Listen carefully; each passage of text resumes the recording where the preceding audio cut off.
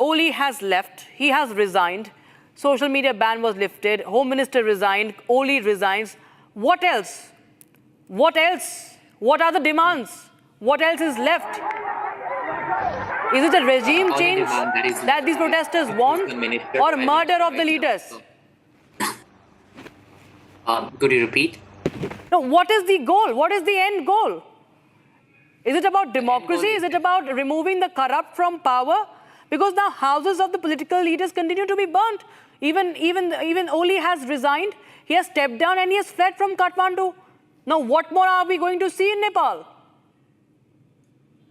So our major demand was to resign them and to punish them publicly, but it seems like we can't punish right now because they already flew away. But the other demand was directly elected prime minister, and within few hours we might see some update on someone becoming a prime minister, maybe, because we really want someone like Balen Saha to take the lead. He is the only one minister in Nepal that we see who did some changes in the Kathmandu valley. If you see, the Kathmandu was very dirty before. It turned out to be so clean and professional in these coming days. And you think that it will be a democratic government after such rioting that happens, undemocratic ways being assumed by the protesters, by the citizens of Nepal? This is a very dangerous trend, don't you think, for the future of your country, sir?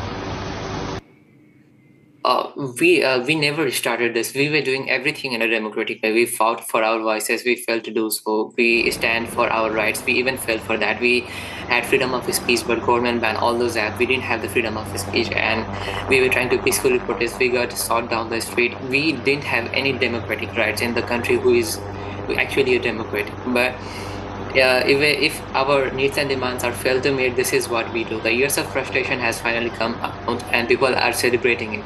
So I think this is something good for Nepal, but at the end, it is also sad to happen this loss for Nepal. But it's the only thing that our prime minister, the coming prime minister, should be good in our country, and he should rule in a good way. Otherwise, the violence is something that will keep happening in the future. Okay, so you are in fact standing with the violence, as you say that there should be no violence. What we understand is that this situation is now beyond Kathmandu. Now it is now spreading beyond Kathmandu. It is spreading to several other areas in Nepal. Birganj being one case in point where the houses of the ministers are being now attacked and set ablaze. So Nepal is burning. It's on the boil. It's burning, and violent attacks are being reported from across the length and breadth. Meanwhile, we are getting in updates. Nepal Army has issued a statement. I'll just read that out. After the acceptance of the resignation of the Honorable Prime Minister, it is appealed that in the present circumstances there should be no further damage. All the common citizens have been heartily urged to maintain restraint. An appeal has been made to find peace and solution through political dialogue. So Nepal Army's official statement coming in, Mr. Yadav.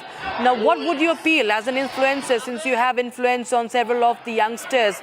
Don't you feel it's time for them to go back home and now there should be a restoration of order in Nepal, or will it continue? Because it seems that nobody is actually even attempting to stop what's happening. Yeah, I believe so. It should come down. Even the videos that I made yesterday and from so many days, it feels so bad when you talk about a corruption or a thing that you are supposed to do in a country called democracy. And definitely from whatever happened yesterday, it was not really good. So whatever happened today, it's hard to control, but I hope it settles down. And we get to see our new prime minister very soon in a constitutional way. That's all that I want to see right now. But I hope this calms down, this fire and all this stuff. Breaking news we have right now. So solution through political dialogue is being sought by the Nepalese army. As I just told you a few seconds ago, Nepalese army's official statement. Solution through political dialogue is being sought. They want that the protesters now should act they should restrain themselves. An appeal being made to find peace through solution, through political dialogue. Now, who is going to represent them? Mr. Yadav, now, how is this political dialogue going to happen? Who are the representatives? Because this is complete anarchy. This is not an organized protest. It is a designed protest that is completely visible. It was it was organized, it was a planned protest for sure. But who is now going to take this resolution forward, if at all they really want a resolution? That is what we all are concerned right now, but the major thing that we demanded for them to resign, which they refused the last night. If you hear the things that they told last night after the protest, whatever happened, even though so many children were killed, the Prime Minister is still denied from resigning his post. And although the social media was banned, they thought that the social media would ban, would lift everything, would satisfy us, but that's not the major thing that we demanded for. We demanded for anti-corruption activity, and the demand was not fulfilled. So that's why today, because anything wasn't fulfilled from our side, so we fired just the houses for ministers and all. So finally they resigned, but that's not one of the great things that they can do. They should come down to the street and they should surrender themselves to the public. That's all we really want, but they just flew away and ran. Mr. Yadav, I want to ask you, a while back you mentioned that all that you demanded was a restoration of democracy in Nepal, and you wanted accountability from the Oli government on corruption practices. But my straight question to you is, these visuals on your screen of a student wielding guns. On one hand, as my colleague was saying, they have the Nepal flag in one hand. On the other, they have a gun. They're showing it, they're wielding it up in open defiance against the law and order. Is this, according to you, sir, the definition of democracy? I mean, you do have the complete right to protest. That is your fundamental right. But then, taking law and order into your hand, ministers being openly thrashed on the streets, houses being burned despite the Prime Minister stepping down. Is this your definition of democracy? No, this is not the definition of democracy, but we have been trying to do everything in a constitutional way from so many years. I already told you about the Nirmala Panta who was raped for more than 4 or 5 years. Her case is not resolved yet. We were trying to peacefully protest, but this thing didn't happen, and they sought us down the street. And also, I told you about the India and China agreement about the trade that was happened to be on the disputed area of Nepal and India, that is Kalapani and Lipu Lake. Our government didn't take any action on that.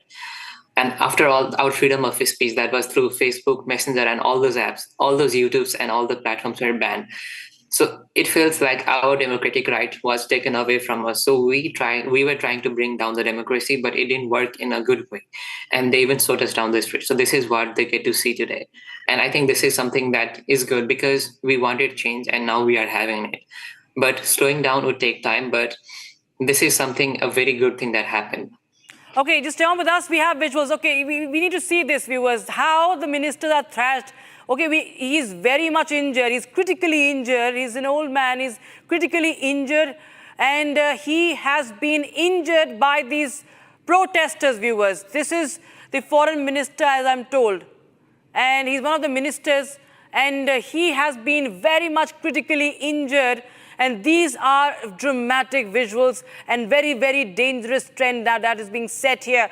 Third country in South Asia when we see this toppling of the government. But this is bloody violence, viewers. This is bloody violence that is unfolding in Kathmandu. Foreign minister is thrashed. He is brutally attacked. And this is the visual that we are running on your screens right now. And this is the reason why so many of these ministers were fleeing in those military choppers, because their lives are endangered. When the more they stay in Kathmandu, the more risks they and their family face. And this is one example. Nepal foreign minister thrashed, and you can see blood also oozing out. He has been thrashed. It's a murderous assault. And this is something that there cannot be no justification for, Mr. Yadav. That's definitely right, but whatever they did during their ruling period was also not right. And we were trying to peacefully protest, but they didn't hear us. So they get to see whatever happened today. We are playing more visuals out, but this is Republic TV bringing you in fact, you can understand, viewers, how serious this situation is in Nepal. This is bloody violence. There is arson, buildings being set ablaze, residences, private residents Not even the government office, the private residence have also been set ablaze, and the ministers are the assaulted, viewers. This is the big update. This is the visual, viewers, that speaks volume about this so-called protest that was carried out by youngsters. But this is, viewers, dangerous. On one hand, you can see the finance minister is kicked. He's chased away and he's kicked in broad daylight in the middle of the street. And on the right side, you see the foreign minister being thrashed. He is being assaulted. He is injured. He is taken out from that building by people, and he is running for life. All the ministers are fleeing from Kathmandu. KP Oli Sharma steps down, succumbs to the pressure, succumbs to the deadly violence, and he steps down, he surrenders, he succumbs, and he flees Kathmandu. Where, we do not know. Maybe Dubai. Maybe he has sought asylum in Dubai. But this is the state of affairs, viewers. Nepal government has fallen. KP Oli Sharma's government has fallen. And army is now seeking a peaceful resolution as the situation goes completely out of control. Army was called in yesterday, viewers, remember. But the violence, the bloodshed continued. Deaths continued. The death toll continued to rise. We do not know how many have been injured from the protesters' side. Even the security forces have been injured. Stones have been pelted towards them. Firing has also been reported in Kathmandu. And now we see the ministers are chased away. They are attacked. They're brutally assaulted. They're brutally attacked. And it's a murderous attack. And it's an attempt on their life, viewers. We continue to closely track updates coming in from Kathmandu. We'll slip into a very, very short break, but we'll be right back with our blanket coverage on what's happening in Kathmandu as Nepal continues to burn for the past 36 hours.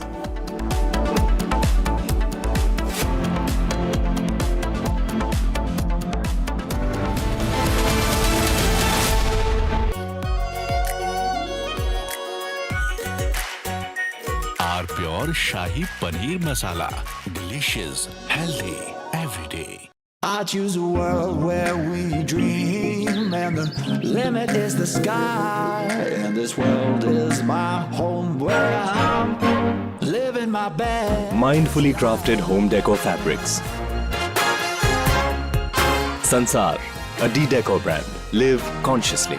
ये है secret recipe MDH का जीरा SIP जल जीरा मसाला। SIP SIP जीरा SIP जीरा SIP MDH का जल जीरा सिप MDH का जल जीरा सिप।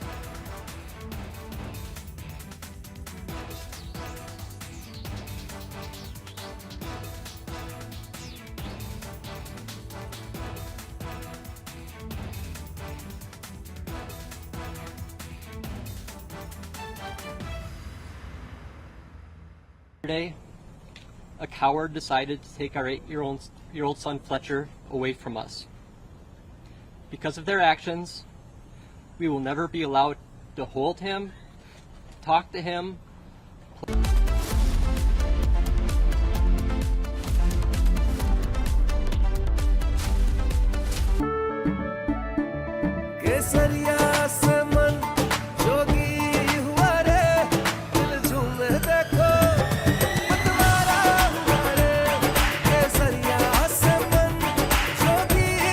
हर पल मनाओ केसरी त्योहार।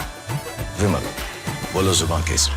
आर प्योर सूजी पास्ता उबालो मिलाओ और खाओ 8 मिनट में तैयार। क्या टेस्ट है सबका राजा R pure masala. Here we didn't want to bring out the big charts because it had no chance of standing. Fortunately, we came armed with a little smaller chart. So it's 67%, so we're going to be charging a discounted reciprocal tariff of 34%, I think.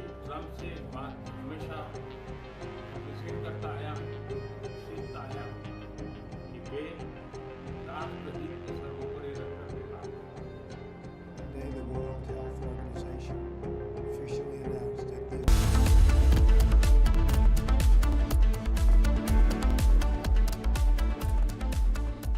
Are pure सूजी pasta उबालो मिलाओ और खाओ 8 minute में तैयार। क्या taste है सबका राजा R pure masala. QSMTHE, the world's foremost university rankings organizations, have ranked Amity amongst the top 3% universities globally, making it among the very few Indian universities to be included in both rankings. Yet another top ranking for Amity University. आधे bowl दही में 4 चम्मच MDH चटनी पुदीना मसाला डाला, stir करो, पुदीना चटनी तैयार। MDH चटनी पुदीना मसाला।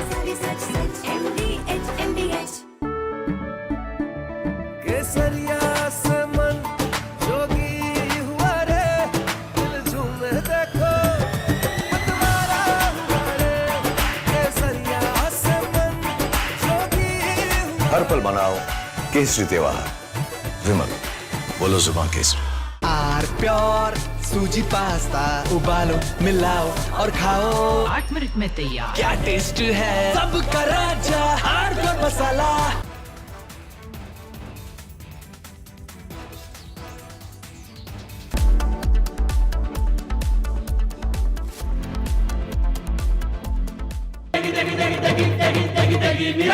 MDH की देगी मिर्च, देगी मिर्च का तड़का, अंग अंग फड़का। MDH की देगी मिर्च।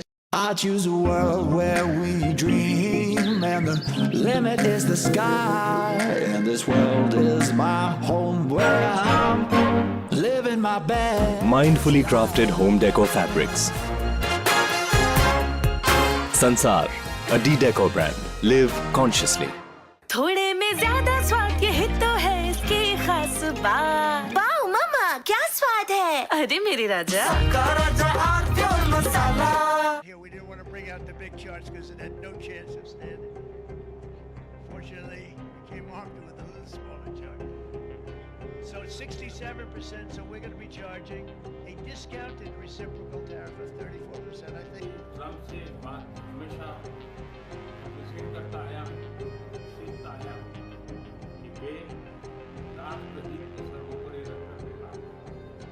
Today, the World Health Organization officially announced that this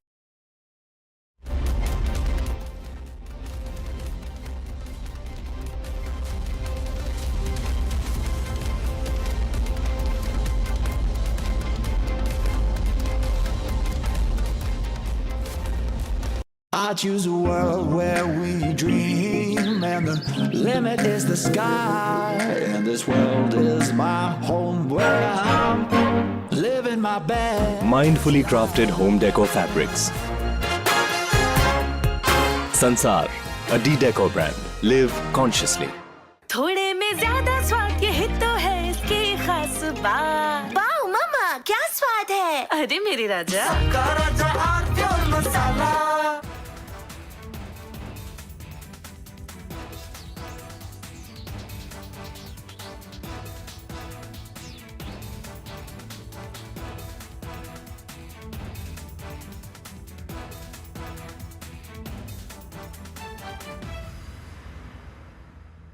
Yesterday, a coward decided to take our 8-year-old.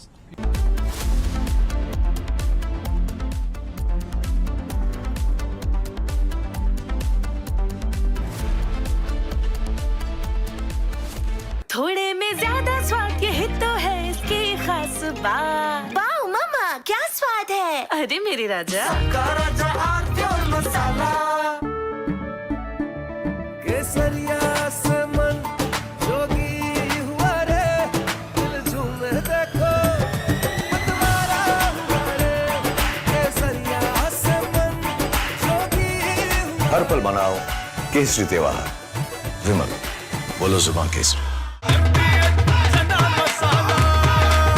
अब छोलिया हो या लोबिया, सब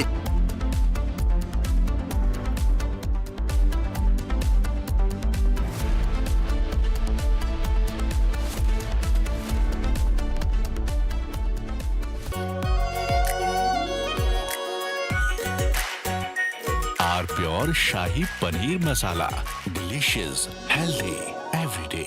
QS&THE, the world's foremost university rankings organizations, have ranked Amity amongst the top 3% universities globally, making it among the very few Indian universities to be included in both rankings.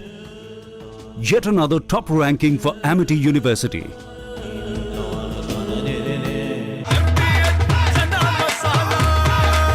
अब छोलिया हो या लोबिया, सफेद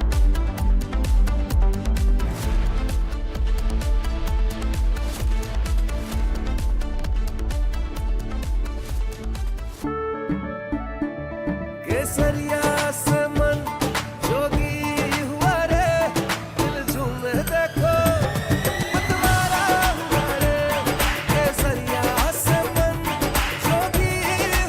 मनाओ केसरी त्योहार विमल बोलो जुबान केसरी। थोड़े में ज्यादा स्वाद यही तो है इसकी खास बात। वाओ मामा क्या स्वाद है। अरे मेरे राजा मसाला। Here we didn't want to bring out the big charts because it had no chance of standing. Fortunately, we came armed with a little smaller chart. So it's 67%, so we're going to be charging a discounted reciprocal tariff of 34%, I think.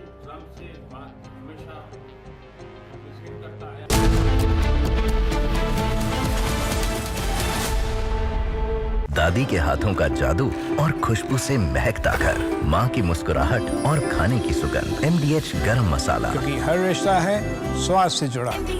I choose a world where we dream and the limit is the sky, and this world is my home where I'm living my best. Mindfully crafted home decor fabrics.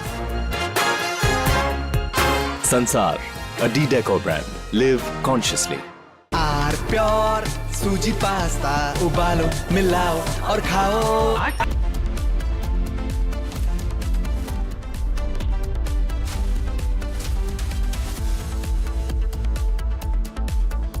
MDH की हल्दी मिर्ची धनिया करे कमाल। ये रंग दे, ये खुशबू दे, ये तीखा, ये कम पड़े। क्या निराला MDH मसाला। केसरिया से मन जोगी हुआ रे, दिल झूमे देखो मतवारा हुआ रे। केसरिया से मन जोगी हुआ। हर पल मनाओ केसरी त्योहार विमल बोलो जुबान Kesari.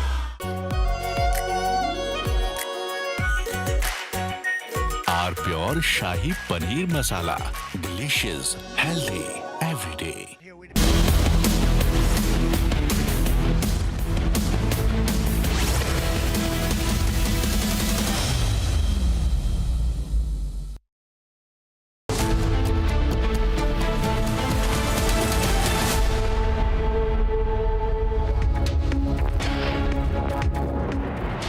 Good evening, viewers. You're watching Live and Breaking, and I'm Rakshita Mishra with you. My colleague Oyana also joining us in the Republic studios. We were Republic TV keeping a very, very close eye on what's happening in the neighboring country of Nepal. It's burning, viewers. It's up in flames, and Republic TV getting you all the latest from ground zero. Absolutely. In fact, Rakshita, the situation is getting critical by the hour. You have ministers being thrashed, young protesters wielding guns, and residences being set on fire. We'll track all that and a lot more for you from ground zero as this is our rolling coverage from Nepal. But first, let's take a quick look at the top headlines this hour.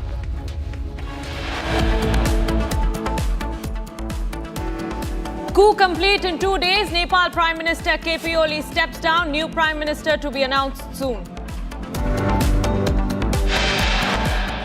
Protesters set fire to Prime Minister Oli's house amid calls for resignation. First visuals of Nepal Prime Minister KP Oli surfaces. He's seen flying off in a chopper. Nepalese army issues a statement, seeks solution via political dialogue.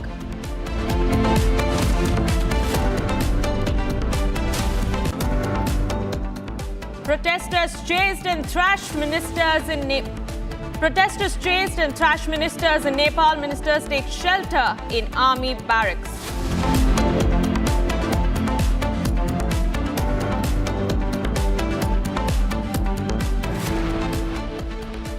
Protesters burn down Parliament, House of President, Prime Minister and other ministers. Nepal descends into complete chaos.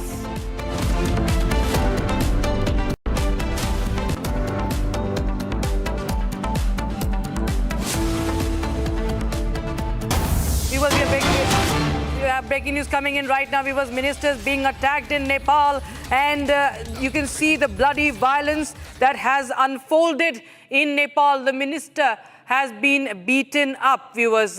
This is the update we are getting in right now after Nepal Prime Minister KP Oli has stepped down. Now we see the finance minister. Okay, we corrected that. It's the finance minister that has now been beaten up and he's bleeding. You can see he's been taken away by those from those around him, his associates, and it's complete breakdown of law and order. This is bloody violence. Viewers, the murderous assault on the ministers of those who are in charge of the government in Kathmandu. His wife, you can see she's also rushing away, and this is a very, very dangerous situation that's unfolding in the neighboring country. Viewers, after 36 hours, we see that the KP Sharma Oli government has fallen. The coup is complete in less than 2 days, and the ministers are being thrashed. They are being kicked in broad daylight in the middle of the road. They are attacked and they are bleeding. Viewers, there you have the visual coming in from that from Kathmandu. Viewers, that's the breaking update we have as we try and get you more updates.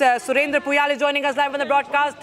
Surendra, we see that violence still continues even after Oli's resignation. Now the foreign minister, several of the ministers, their associates, all of them are being attacked, and it's a brutal assault. Yes, indeed. Very unfortunate and very, anarchy crowd that continues to, rule the streets of Kathmandu even now. Even after security forces, appealed to, joint appeal to maintain calm and stay calm. People are not just listening. The parliament building is on fire. Even Supreme Court has been, set alight right now and just now.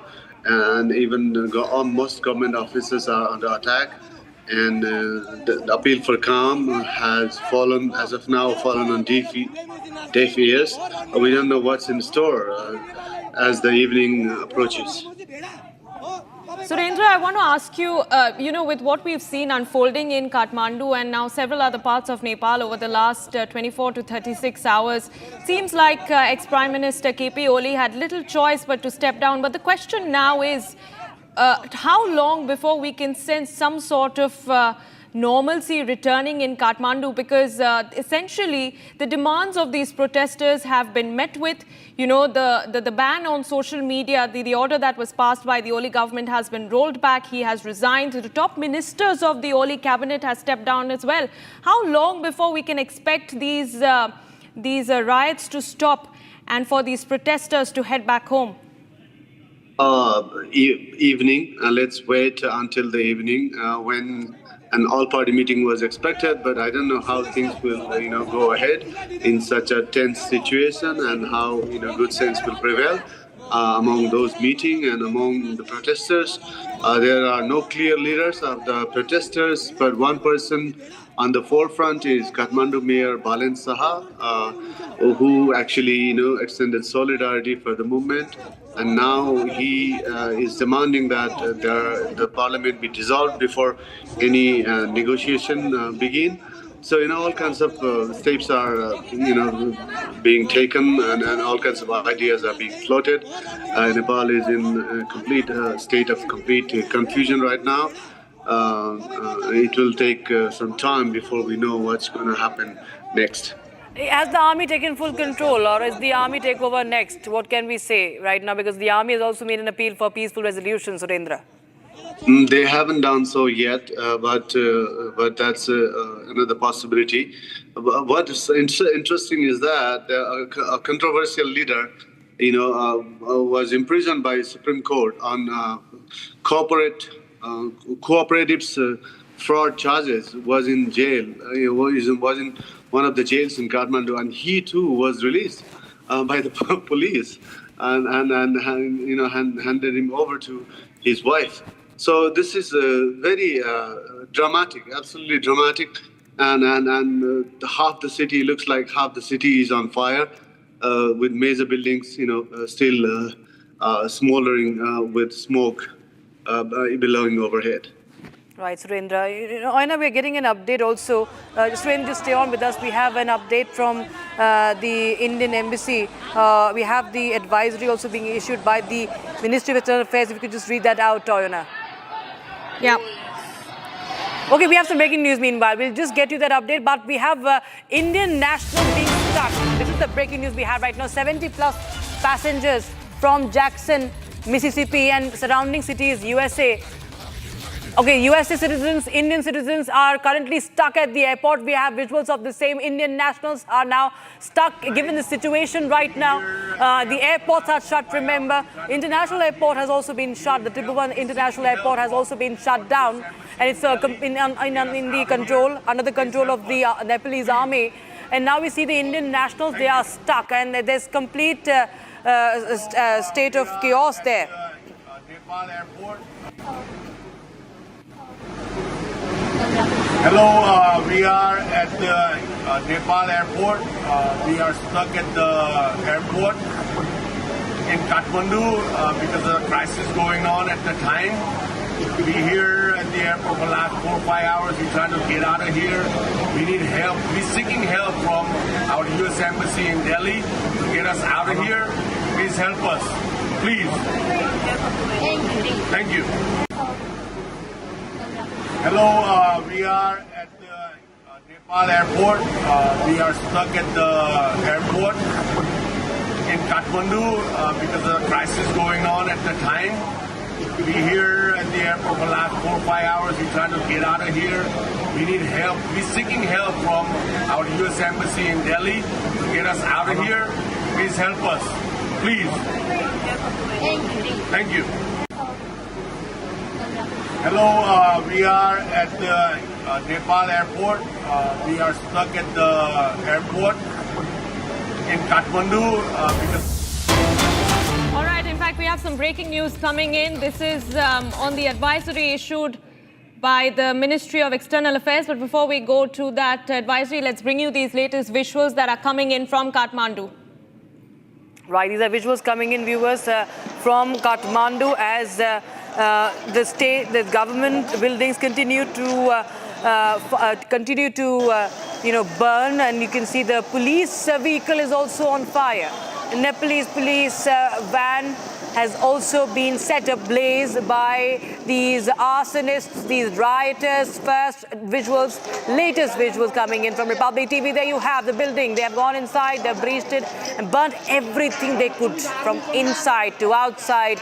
Everything dismantled, kicking it, breaking through, burning it, whatever they could do to spell destruction on the government buildings. Even the Prime Minister's, the former Prime Minister, I would say now, the private residence of KP Sharma Oli also was burned down. The Parliament was burned down, and I think this is the Parliament building. First pictures on Republic TV. Politicians are fleeing, viewers, and the city of Kathmandu is in a big chaos. It is more than a chaos. Chaos is an understatement. The law and order has broken down, and it is under siege from by the protesters, the rioters, the arsonists, and you can see the expletives that are also scribbled onto the on the walls of the government buildings. This continues, and who is fueling this fire, we do not know, because even after the ban was lifted on the social media apps, we saw several of the ministers resigning, and then thereafter fleeing. KP Oli Sharma also resigning. We see the violence continues on the streets of Kathmandu, and it spirals out as well to Birpur as well, where the houses of the ministers are being attacked, and the former Prime Minister has also been attacked. His wife, the current Foreign Minister, they've all been attacked. Murderous assault on the former Prime Minister of Nepal. They've all been attacked, brutally attacked. Murderous assault on these ministers.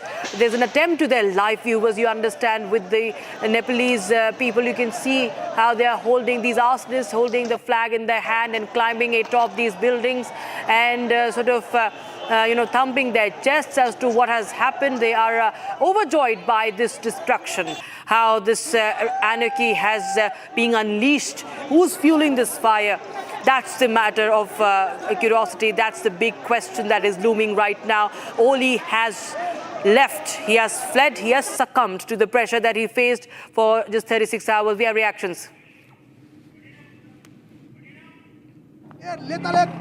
काम चोर है, भ्रष्टाचारी है, और ये देश के लिए ये 2 दिन में सब कुछ कर दिया।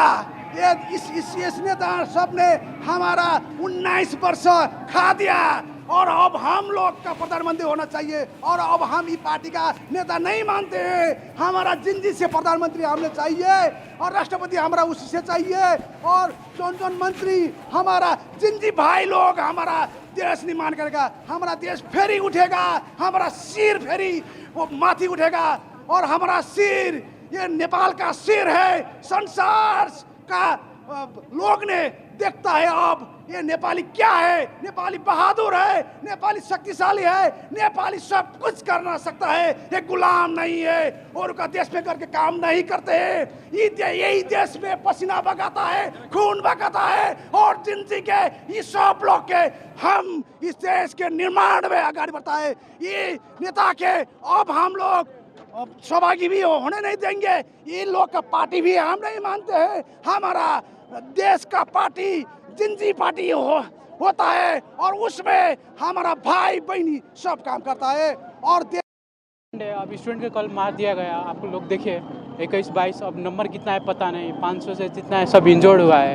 अब स्टूडेंट को ऐसे तरीके से मारेंगे तो कौन सा देश चलेगा? ये सब बहुत क्रूरल देश जैसा हो गया, क्रूरल शासन हो गया। ये तो गोली का शासन ऐसा नहीं चलता है, कोई देश में ऐसा नहीं चलता है। ये एशिया में ऐसा कम्युनिस्ट शासन में आता है, इतना छोटे देश में तो कैसे चलेगा? ये कभी भी ऐसा नहीं चल रहा है। हम लोग का डेमोक्रेसी लाया, इतने आदमी मर के डेमोक्रेसी लाया, ये ऐसा डेमोक्रेसी किसको चाहिए? किसी को डेमोक्रेसी ऐसा नहीं चाहिए। आप लोग देख रहे हैं संसद भवन कितना जल रहा है, यहीं पर नेता लोग अपना भ्रष्टाचारी लुकाते हैं, बैठते हैं। अब क्या हो रहा है देखिए, आज सभी नेता लोग का घमंड तो टूट ही गया है ना, आप लोग भी देख रहे हैं। जैसे आप लोग देख रहे हैं आज हमारे नेपाल में संसद भवन में पूरे जनता ने मिलके, जेनजी ने मिलके आज आग लगा दिया है। कल नेपाल पुलिस ने जितना ज्यादा किया है ना, कल कमती में 19 लोगों को, स्टूडेंट को नेपाल पुलिस ने गोली मारा, चुन के गोली मारा। उसने गोली मारने का एक तरीका होता है ना, गोरे मार के उसे घायल कर देने का, पर वैसा नहीं किया उसने सीधा यहाँ पर मारा है, डायरेक्ट वो मर गया है। और ये सरकार ये जो हुआ है ना, ये इतना कुछ ये सोशल बैंडिंग के लेके नहीं हुआ है। हम लोगों को चाहिए यूथ लीडर चाहिए। अब हम लोग परिवर्तन खोज रहे हैं। ये बूढ़े लोग है ना, ये बूढ़े जब लीडर है ना, वो हम लोग अब वक्त हो गया है, अब नहीं चाहिए, हमारा यूथ चाहिए। अब सब जेनजी का मांग है youth. My name is Akash Yadav and I am from Apex College. So you are a student? Yeah, I am a student. So how is this scenario here in the parliament after the Prime Minister fully has resigned? It's too much. You are seeing, I have no words for this. All the people of our countries and youth with the students are coming here for protest, and finally they ran out of country. They are the murderers of our nation. They killed our 14 years children on gunshot in head, and this is very brutal for our Nepal country. And I hope that now coming next PM will be good as well as by seeing this scenario. And I would like to say that please जनता हामी एक भएर यसरी नै जाउँ हैन, जसले जस्तो गर्छ त्यसलाई त्यस्तै देखाउँ, लखेट्नु पर्छ, नभए हाम्रो खुन चुसेर हामीलाई नै मार्छन्। So the Prime Minister also has resigned. Yeah, he should, he have to.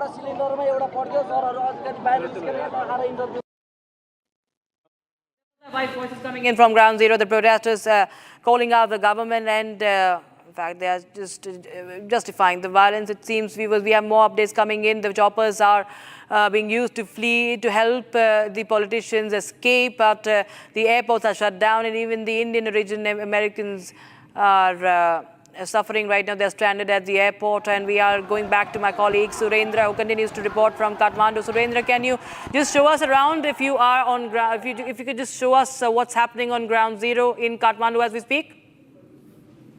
I can see smoke,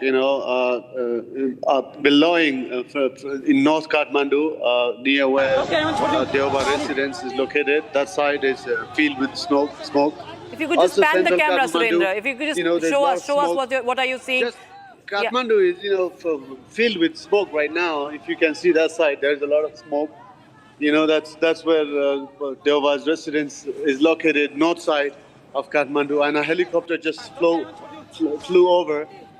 It's going north. Even the crowd was, the protesters were so angry that they even tried to assault former Prime Minister Sherbhati Deuba and his wife, Foreign Minister Arju Deuba, were attacked. Not a very nice thing to see. He was covered with blood, and Deuba's body, face and everything, and he was attacked, and it's not a nice sight. He's a senior citizen after all.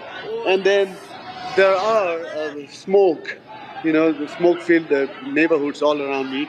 This side also, there's some smoke. That's where the Prime Minister's residence, official residence is located, and commercial complexes are located. So that side is also filled with smoke.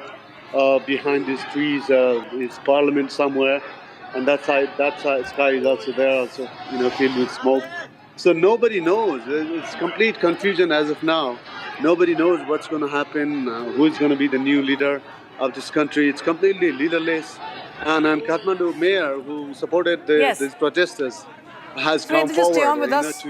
Surendra, just stay on with us. We have visuals coming in now of politicians fleeing in military choppers as the airports remain shut for civilians. We see that the choppers are active in Kathmandu's airspace and at the Kathmandu airport. Many chopper activities being reported from the Kathmandu airport as the politicians, the ministers, that are all escaping from Kathmandu as these rioters take siege of Kathmandu.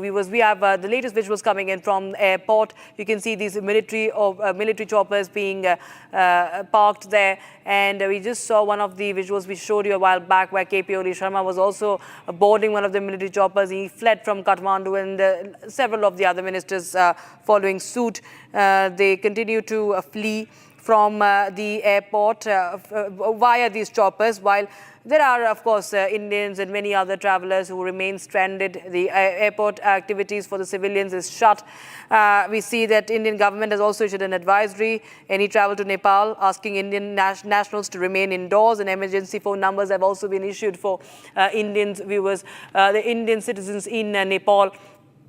Parliament was set ablaze today. We saw many other government buildings set ablaze.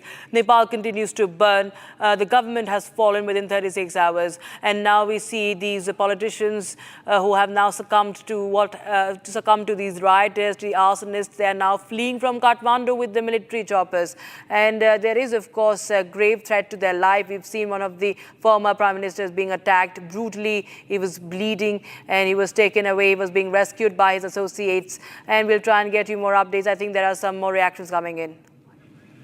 Okay, Surendra is back with us. Surendra, the airport is now only active for these politicians, it seems, and they are now fleeing using the military choppers. What's really happening? What are you picking up in the latest update? Actually, they have not fled the country. The airport remains shut for now. But then the helicopters are, transporting them to safer areas, and these are army helicopters, so they are being transported to safer areas depending on which area is safe. So only they know where they are, but they haven't fled the country. They are somewhere in Kathmandu. They are meeting, and I can see very thick smoke, billowing in the Prime Minister's residence area. I can't confirm whether that's the same building or something else. There's a lot of smoke that side. Yes, just show that. Just show that to us. Yes, okay, that's the smoke. We see Kathmandu continues to burn. Surendra is just telling us. Yes, Surendra, please carry on. So there's a lot of confusion as to what happens next. So next 24 hours are going to be crucial, and any decision Nepal will make will be made within that period, I imagine. But again, the big question remains. Will that guarantee peace, stability, and economic progress and good governance in Nepal? The big questions remain, however. Yeah, that's a big question, because we saw similar, playbook in Bangladesh, Surendra, and it hasn't really bring in any benefit to the people of Bangladesh. We have some more breaking news. Meanwhile, viewers, we have update coming in from India. The Ministry of External Affairs issuing a fresh travel advisory for Nepal, saying do not travel unless absolutely necessary. Do not travel to Nepal unless absolutely necessary. Do not go out of your homes. This is the advisory from New Delhi for the Indians in Nepal, and for those who are planning to go to Nepal, they have been cautioned against traveling to Nepal. Oyana. Yes, Rakshita, this is a fresh advisory that has been issued by the Ministry of External Affairs. India, in fact, earlier had also issued a statement this morning saying that they are monitoring the situation very, very closely. This, as we also understand that several Indians are also stuck in Nepal. They've appealed to the government of India to repatriate them, to take them out of the situation. As you know, the chaos, the scenes that have been unfolding in Nepal gets critical by the hour. India, of course, monitoring the situation very closely, while we have absolutely no clarity as to whether the formation of a new government hours after KP Sharma Oli steps down essentially guarantees the restoration of peace. Surendra, our colleague, continues to be with us live from Kathmandu. Surendra, give us a little bit more context about where exactly you are. Tell us how far away are you from the parliament. You know, earlier we saw those very dramatic visuals of the parliament premises being set on fire, you know, security being breached. How is the police deployment like? And do you at any point sense, any sort of, any sense of restoration of normalcy? Do you see it happening in the near future? Not as of now. Actually, even now you can see a helicopter flying north from south. So helicopters are doing sorties and they are busy transporting officers, I imagine. And then there are violence.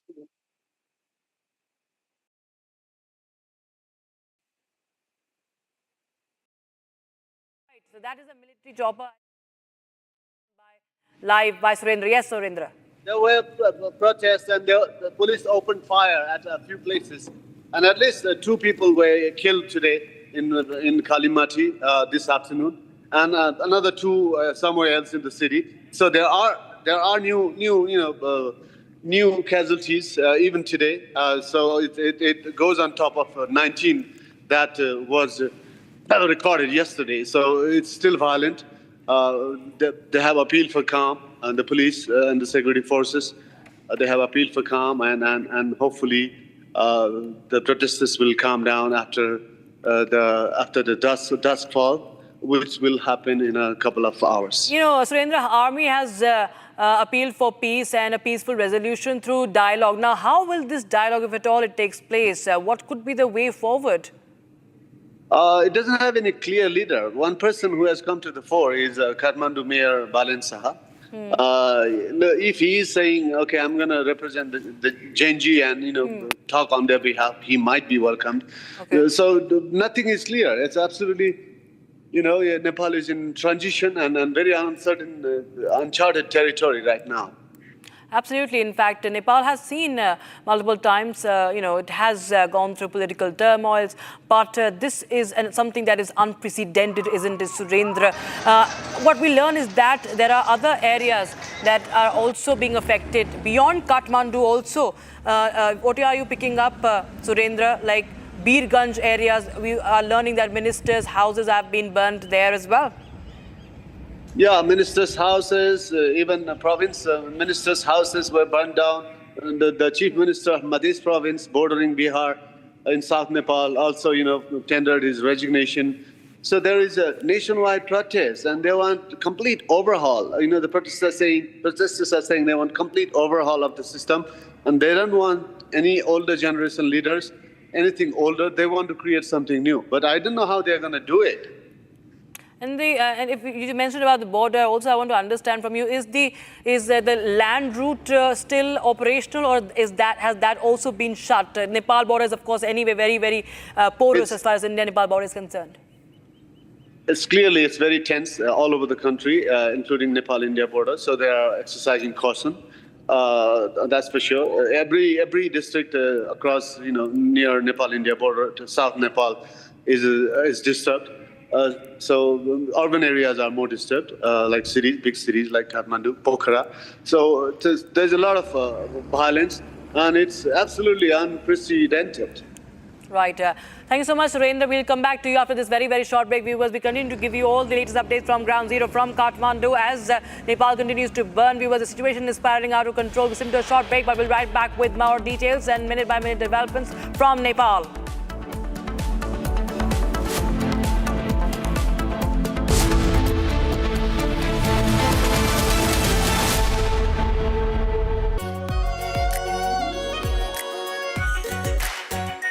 Our pure Shahi Paneer Masala. Delicious, healthy, every day. केसरिया से मन जोगी हुआ रे दिल झूमे देखो मतवारा हुआ रे केसरिया से मन जोगी हर पल मनाओ केसरी त्योहार विमल बोलो जुबान केसरी ये है सीक्रेट रेसिपी MDH का जीरा सिप जल जीरा मसाला सिप सिप जीरा सिप MDH का जल जीरा सिप MDH का जल जीरा सिप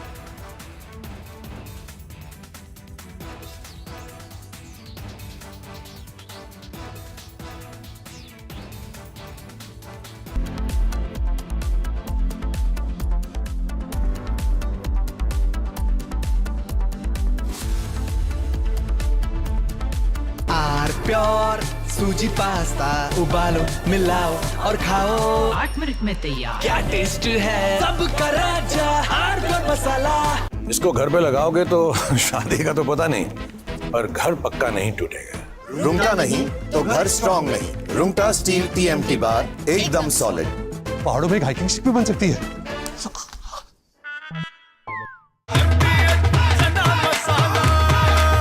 अब छोलिया हो या लोबिया, सफेद चने या काले चने, सब कुछ मजेदार बने।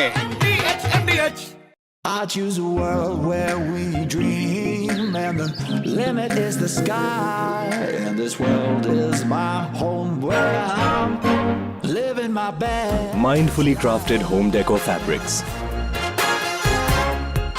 Sansar, a D-Decor brand. Live consciously. थोड़े में ज्यादा स्वाद यही तो है इसकी खास बात। वाओ मामा क्या स्वाद है। अरे मेरे राजा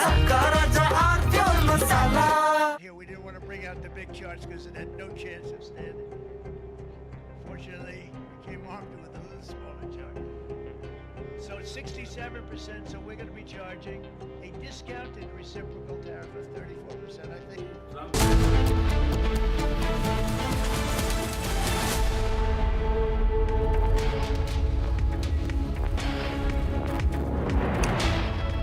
Very good afternoon, viewers. You're watching live in Baking and Public TV continues to report live from Kathmandu. We get you each and every update as Kathmandu is burning. The situation is completely out of control, viewers. The Nepalese Prime Minister KP Sharma Oli has succumbed to the pressure, succumbed to the rioters, and he has fled Kathmandu after tendering his resignation. And reports suggest that his resignation has been accepted. We will confirm that in just a bit, viewers, but we will get you more updates as we keep a close eye.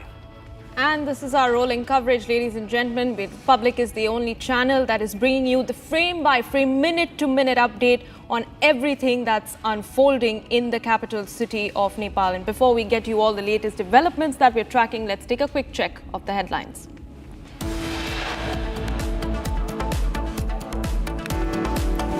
Coup complete in 2 days. Nepal Prime Minister KP Sharma Oli steps down. New Prime Minister to be announced soon.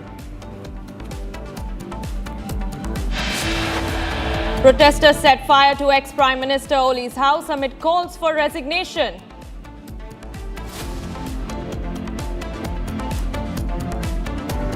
First visuals of former Nepali Prime Minister KP Oli surfaces. He's seen flying off in a chopper.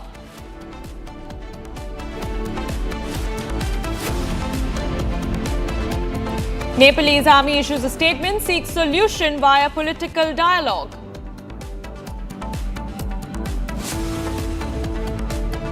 Protesters chase and thrash ministers in Nepal. Ministers take shelter in army barracks.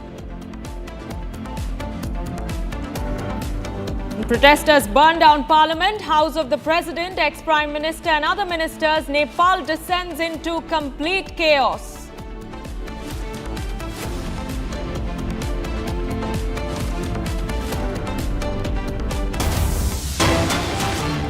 All right, we have some fresh visuals coming in right now, viewers. This is again another aerial view via drone of the Nepal parliament burning, viewers. This is an image that helps you understand what has happened. The very seat of democracy, the temple of democracy in any democratic nation is burned down. That's the Nepalese parliament in Kathmandu that has been set ablaze, and an aerial view of that on your screens right now.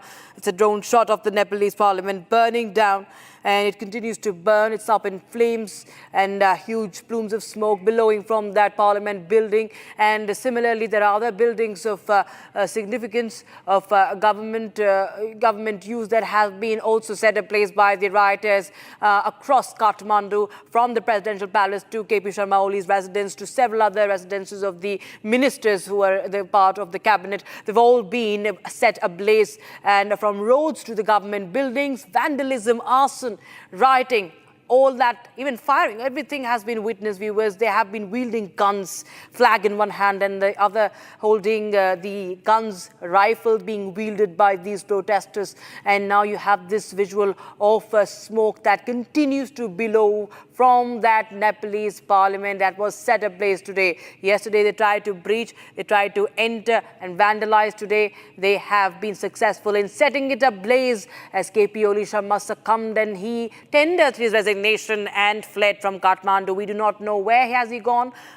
His advisor says that he will never leave Nepal, but he will resign. So he did. But what our sources are telling us that he might flee to Dubai. Of course, it's an undisclosed location where the ministers are fleeing. The airport remains unoperational. It is not functioning for a civilian movement, but the politicians are fleeing. The military choppers have been parked at the airport, and they are fleeing and they are running for their life. And we have seen how the former Prime Minister as well has not been spared either. He has been brutally attacked. His attack on his life, as you can see, and this is another visual. You can see him bleeding, viewers, as we just showed you how he had suffered injuries after the mob attacked his house and attacked him and his family. There you have, he was bleeding. He's under military security. The army is securing him right now. But another visual. There were two visuals that earlier we showed you a visual of him being rescued and taken away. And now you can see the moment after he was attacked, he's sitting there on the ground, on the grass, and he was attacked. He's bleeding. It's a brutal assault. It's an assault. It's an attack on their life, on the former Prime Minister of Nepal, his wife being the current foreign minister of Nepal.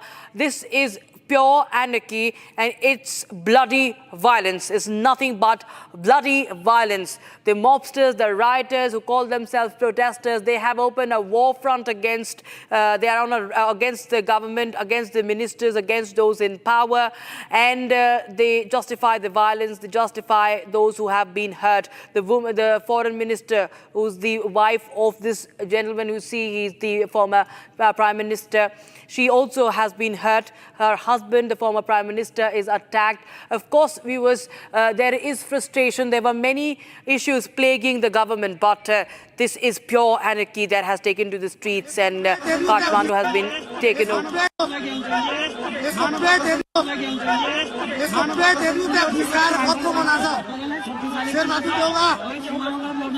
जिउँदो लास भएर त्यहाँ भतपति खोलेर बसिरहेछ त्यो घर जलिरहेछ अब बापको धुरीबाट कराउँछ नि अनुहारै न अनुहार छ होला कस्तो चालीको यो त्यसरी मारे त बच्चाहरूलाई बच्चा मार्ने विद्यार्थी मार्ने.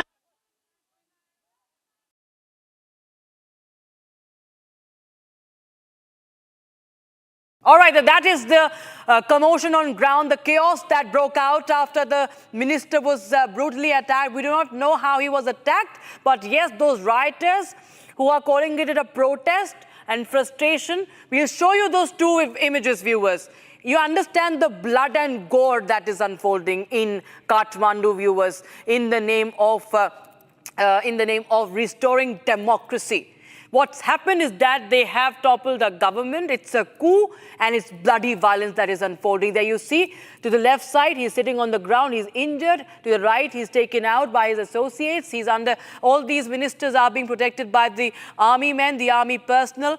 And this is absolute breakdown of law and order. This is a murderous assault, viewers. His wife is the current foreign minister. She has also been attacked. She's also injured. So the former prime minister, Sher Bahadur Deuba, and his wife, who is the foreign minister, she's also attacked, she's also injured, but he's brutally attacked. You can see he has sustained grievous injuries. We do not know yet if he has managed to flee from Kathmandu or not, but that's what every minister has done, because they are running for life now. They cannot stay in Kathmandu. The cabinet ministers are saying that it's impossible now to stand with the government, that there's no option for them but to run for their lives, but to flee from Kathmandu.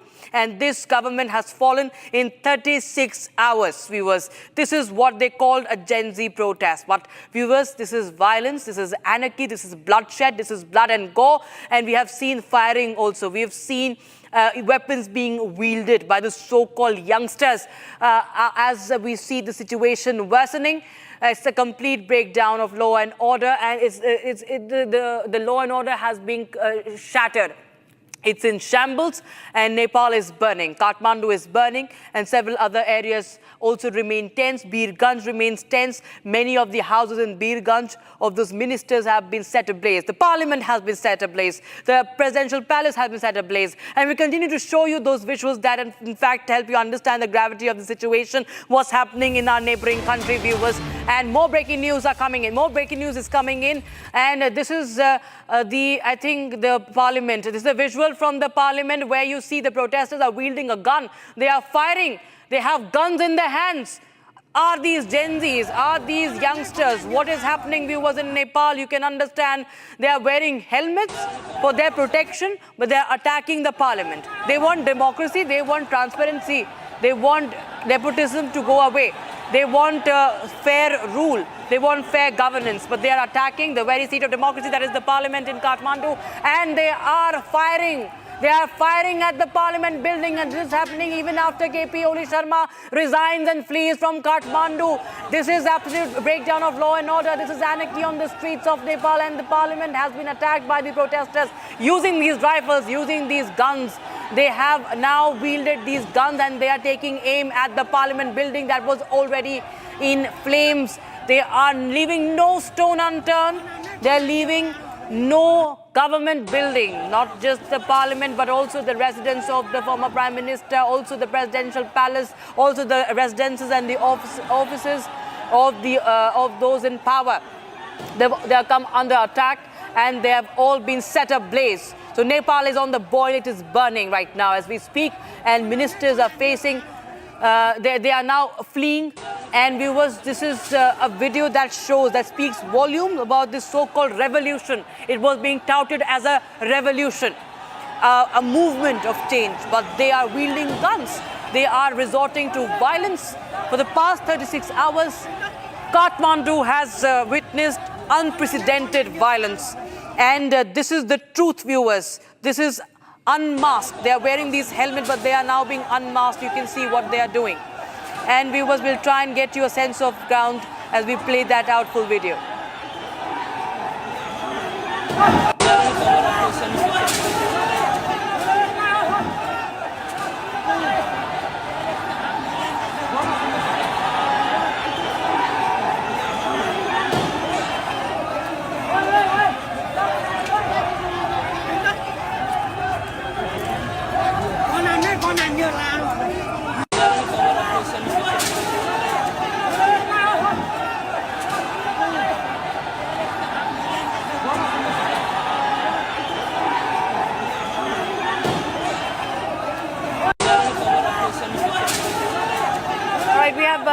Strategic affairs expert and defense expert, Major General Riti Bakshi, joining us. Very good afternoon to you. It's not at all a good afternoon in Nepal, it seems, because what had been touted as a revolution, sir, has been now captured by the anarchists.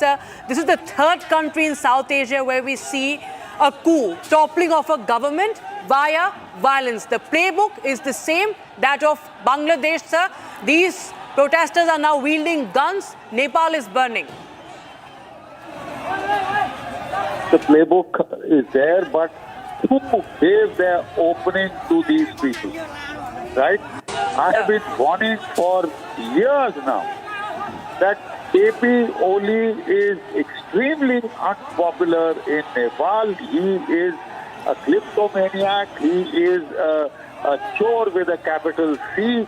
He has created a most corrupt dispensation, nepotism, corruption, lack of employment, economy going down, and he's sucking up to China and trying to raise problems against India. And yet I'm so surprised that there are people, elements of the bureaucracy in India, diplomatic, intelligence, who were convinced that KP Oli is the go-to man. He's so strong that, when there was an agitation in support of the former king, an agitation for change, Raja Lao, Desh Bachao, they said, no, that's nonsense. KP Oli is the guy, he is loved by the people of Nepal. Well, we've seen how much he's loved. He's out. Right. General Bakshi, yes. General Bakshi, KP Oli was not really ever a friend of India, but we've seen that, sir. And he has been very much in proximity with Beijing. Now, from here onwards, sir, how do you feel this panning out? Because India is keeping a close eye, and with this being going into a complete state of breakdown, political turmoil, we've seen what happened in Bangladesh, sir. It's still not stable. But what do you understand? How do you read into this situation? What could now happen next? The way out could be like it had happened earlier when we had the king overthrown. Because the king did not allow Sonia Gandhi to enter the Pashupatinath temple. The priest did not allow. We had that government of the king overthrown. We scored the biggest self-goal by getting in these Maoist communists. So what is the way forward? The way forward is that either the Chief Justice or in this case even the courts are under a cloud now, or somebody who is non-partisan, non-political, who takes charge as a caretaker prime minister, and a new constitution is drafted, new constitution is written. I'm afraid the one that we tried to enforce has not worked. You see, democracy has to have an opposition. If the opposition gets in bed with the ruling party, well then, where do the people go to for their grievances? The media doesn't listen to them. They had a social media that was banned. On the social media, they were carrying out e-commerce. They were, the bulk of the Nepal youth wants to get out of Nepal and get jobs in Dubai, etc. How do they talk to their people at home? On the WhatsApp, which is free. On Facebook, on Messenger, which is free. Now they have to pay international roaming call rates. They are poor people, as it is. They don't have... Yeah. You just stay on with us, sir. Just for a few seconds. I'm just getting a breaking news. The protesters have set fire to the UML party office at Birta Mode in Jhapa. So this is the ruling party. Of course, that government has fallen now. The party office has been set on fire. Fresh visuals coming in on your screens, viewers. So this complete state of anarchy, and you can see this is inside visuals. Okay, I think this is the UML office. Yes, this is the party led by KP Oli. This is KP Sharma's party. And that has been inside. These are the visuals coming in from inside, and that's the breaking news coming in. We will try and get you more updates coming in on that story. Parliament has been gutted, and now these are visuals from inside the office of the UML, the Communist Party. These are inside visuals. You can see the photographs of the leaders are being thrown away. They are being broken down, and this is you can see the violence is completely taken over. Violence has completely taken over Nepal, and inside visuals coming in from Birta Mode in Jhapa. This is the update we are getting in right now from Nepal. Viewers, from the parliament to the state buildings to other district offices to even KP Oli Sharma's party. This is all been broken down. These are visuals coming in from one of the government buildings. Viewers will just tell you more about this, but this is the update we are getting in right now from Kathmandu, viewers. This is happening as we speak, and more dramatic visuals, dangerous visuals, viewers. This is dangerous. This is trend that is dangerous in South Asia that we are witnessing right now. The regime change has been now completed, but we do not know what's next in store for Nepal. Coup is completed in 2 days, and this is another building that is burning. I think this is the UML building that is burning right now in Jhapa. Yes, this is the UML building that is being set on fire in Jhapa, one of the areas in Nepal, and it has been now set on fire by the arsonists, and that's the breaking news we are getting in. That we are getting right now. It is in Birta mode. Meanwhile, you see another visual from the parliament, I think, or the presidential palace, where this the party flag is being taken down. This is another visual that has gone viral on social media. Viewers, this flag is being taken down, and we continue to show more updates as the army also is not really able to take control of the situation. The former prime minister is being attacked so grievously that he is bleeding. His wife, the foreign minister, is also injured. She's a woman minister. She is also not spared in this by the mob. The woman is also not spared. She is also injured, and this is now going completely out of hand. You can see protesters are dancing, they're making reels, and we'll try and get you more updates. The former prime minister is not even spared, as I was saying earlier, by the mobs, and they are all being attacked. And how, viewers, they are it's an attempt on their life. If you see how he's bleeding, the former prime minister Sher Bahadur Deuba, and his wife, who's the current foreign minister, she's being attacked. And the army personnel are surrounding him for his security, and he is being rescued as well. But he has been grievously injured, critically injured by these mobsters. Is this the democracy that they are fighting for? Is this the revolution that they wanted to, in fact, take up? That they attack the ministers and, in fact, also take an attempt on their life, on a woman minister, and mob attacking the former prime minister, the former ministers, the current minister. They are all running for lives. They are all running for their lives, and they have most of them have fled Kathmandu. Is what we have learned, viewers, and it's the biggest attack on democracy in the democratic building, the very seat of democracy. The parliament building has also been up in flames. It's still burning as we speak, from inside and outside. It's being vandalized, ransacked, and it is attacked using the rifles also, not to forget. Weapons are being wielded in broad daylight. Weapons are being wielded and being used. The wife of former prime minister has been set on fire. All right, that's the breaking news we have right now. The situation is completely spiraling out of control. The wife of former prime minister, it's an attempt on her life. She was set on fire. As per Nepalese media, that's what we are learning, viewers. The wife of former Prime Minister Jhalanath Khanal, another former Prime Minister, he has been attacked and his wife set on fire.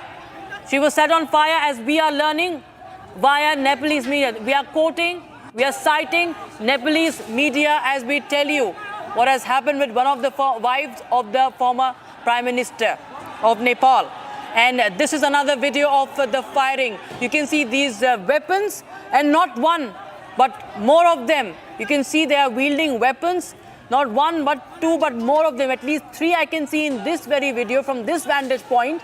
This man who is now taking aim at the parliament building that continues to be up in flames. The smoke is billowing from this parliament building in Kathmandu, and they are now firing at the parliament. They call the Oli Sarkar, the Oli government, Akila government, but they are now attacking the ministers. They are brutally assaulting them. And as per Nepalese media, one of the former prime ministers, his wife has been set on fire. Viewers, this is absolute breakdown of law and order. And Supreme Court has been set on fire. Media channels have been set on fire. Media houses have been set on fire. The Supreme Court, not just the temple of democracy, but also the justice system. You can see what's happening on the streets of Parliament. I think these are, scenes that are worse that we've seen in the longest time. In Bangladesh also, we've seen a similar trend. We saw what happened, but this is, viewers, completely out of hand. This is not even in the hands of army, it seems, because they are busy helping the ministers escape from Kathmandu. The Supreme Court is now set on fire by the mobsters. The Supreme Court is set on fire, Media House set on fire, Parliament set on fire, Presidential Palace set on fire. The flag has been removed, and now they demanded the resignation of KPO Sharma Oli. But despite that, we see that arson and violence and attack on ministers continue. They are running for their lives. They're fleeing fleeing via the military choppers, and they are running away. They're running for their lives. Supreme Court set on fire. In the latest view was many other areas, not just Kathmandu. This is in fact moving ahead. This is expanding to other areas, the border areas. India shares a border, remember, with Nepal, Uttar Pradesh, Bihar. They all share a border with the Nepal. They are all tense. Those areas are under alert. This is the visual, viewers, Republic TV getting you first visuals from Kathmandu. This is the Supreme Court in Kathmandu. The top court, the apex court of Nepal, has been set on fire by the people, by the mobsters. Nepal's Supreme Court is up in flames. It's going up in flames. It is all burnt out. It's a charred building. From the Parliament to the Supreme Court, it's all burnt down. It's all burnt down by the mobsters.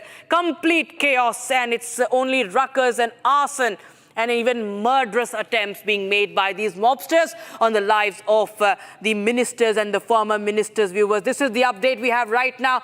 This is very, very dangerous trend that is being witnessed. The third such country in recent times, viewers, in South Asia, where we see a government is toppled after violence takes over. After violence, arson, rioting is unleashed on the streets. And this is happening now as we speak in Kathmandu. Supreme Court is set on fire, viewers. This is a building that is of importance, utmost importance in any democracy. Be it the Parliament and be it the Supreme Court, the media houses, they've all been attacked. They've all been burned down, charred buildings. These are charred buildings now. This was once the Supreme Court of Nepal. You can see the vehicles also parked outside these buildings. The Supreme Court up in flames. And this is something that is very, very dangerous. We do not know the death toll now because it is rising. It is rising. The mobsters have taken to the streets and they have burned down, they have attacked whatever they could see, whatever they could use. They have burned out the Supreme Court, the Parliament, the media houses. More and more visuals coming in on Republic TV. Republic TV is showing you non-stop visuals, non-stop coverage from Kathmandu and beyond, viewers. Exclusive footage on Republic TV. This is the Sarvocha Nyayalaya, that is the Supreme Court, that is up in flames and plumes of smoke billowing. They have not spared even the women ministers, even the wife of former Prime Minister, even the current foreign minister who is a woman, and her husband who was the former Prime Minister. He has been brutally assaulted.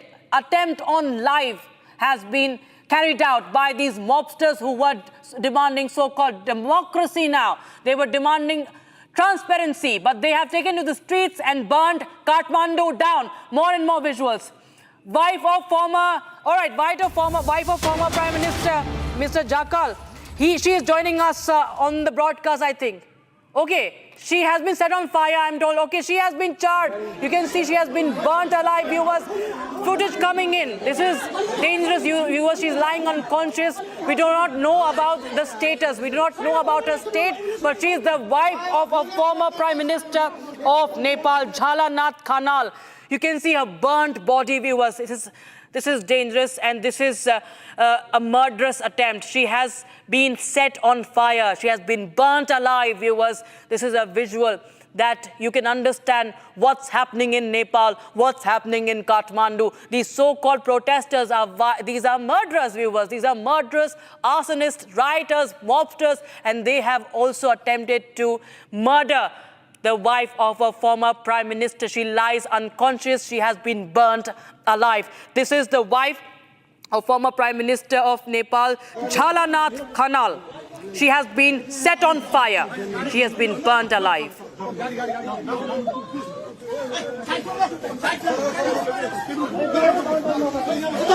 And viewers, we will continue to get you more updates, all the updates, viewers, from Kathmandu. Republic TV showing you non-stop visuals as Kathmandu continues to burn. Wife of a former Prime Minister is set on fire alive, viewers. Murders, not just vandalism, not just rioting, not arson, but this is murder in broad daylight that has happened on the streets of Kathmandu, viewers. We continue to show you more, get you more updates as Republic is reporting live and minute-by-minute development from Kathmandu, from Nepal. Stay tuned, don't go anywhere.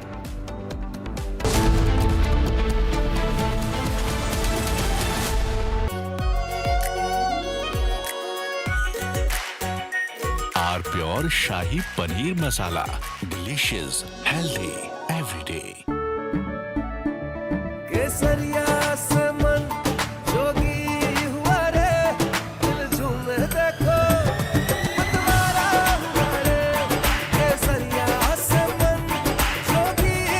हर पल मनाओ केसरी त्योहार।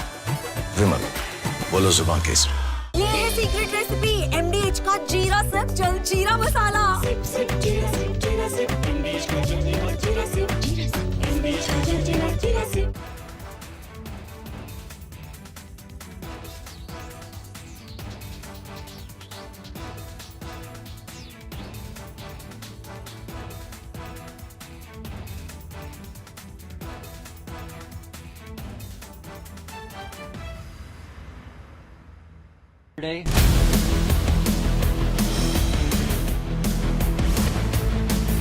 This is Republic Jack Olival Studio. Stay tuned for all the live and breaking news updates. I'm Deepak Suresh Kumar.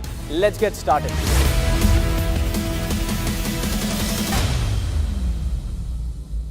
MDH की हल्दी मिर्ची धनिया करे कमाल, ये रंग दे, ये खुशबू दे, ये तीखा, ये कम पड़े, क्या निराला MDH मसाला। केसरिया से मन जोगी हुआ रे, दिल झूमे देखो, मतवारा हुआ रे, केसरिया से मन जोगी हुआ। हर पल मनाओ केसरी त्योहार। विमल, बोलो जुबान Kesari.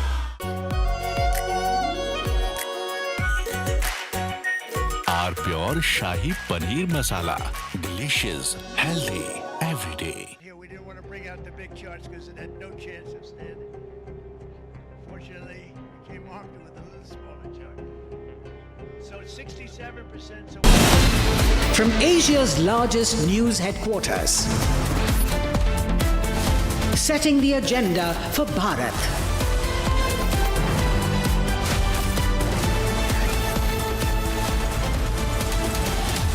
You're watching Republic.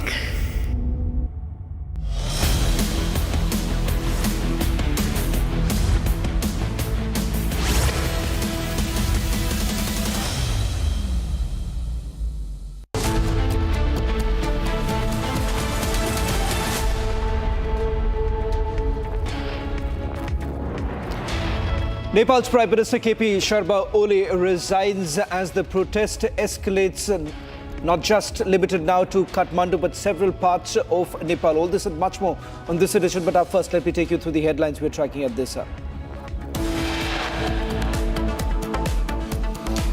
Coup complete in 2 days. Nepal Prime Minister KP Sharma Oli steps down. New Prime Minister likely to be announced soon. Protesters set fire to Prime Minister Oli's house amid calls for resignation. First visuals of Nepalese Prime Minister KP Oli surfaces. Oli seen flying off in a chopper.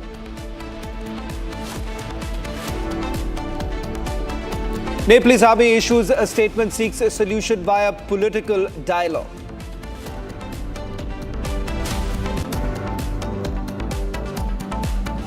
Protesters chased and thrashed ministers in Nepal. Ministers take shelter in army barracks.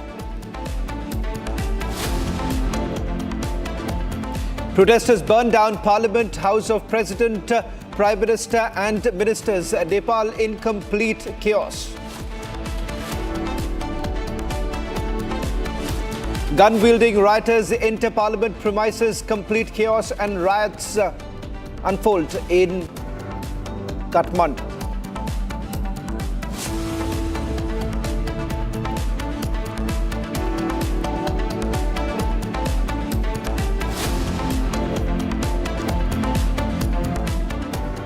Well, in fact, starting with the latest, as the wife of former Prime Minister Jalannath Kanal has been set on fire alive by the youth. In the last few hours, the developments that have taken place so far, at least 2 people have died in today's unrest after 19 were essentially killed on Monday. The target essentially being KP Sharma Oli's entire cabinet.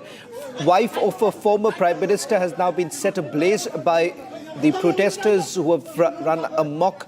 In fact, it turns out that the protest, which essentially began as over the social media ban, has now only been escalating. In fact, this entire ban has already been reversed by the government, but it seems that isn't it.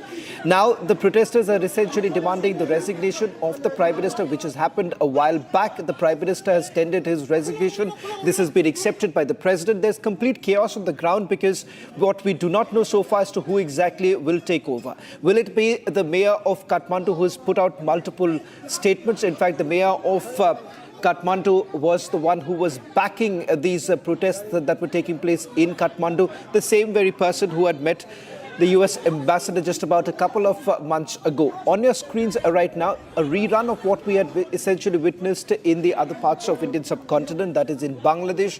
A same thing happening now in Nepal.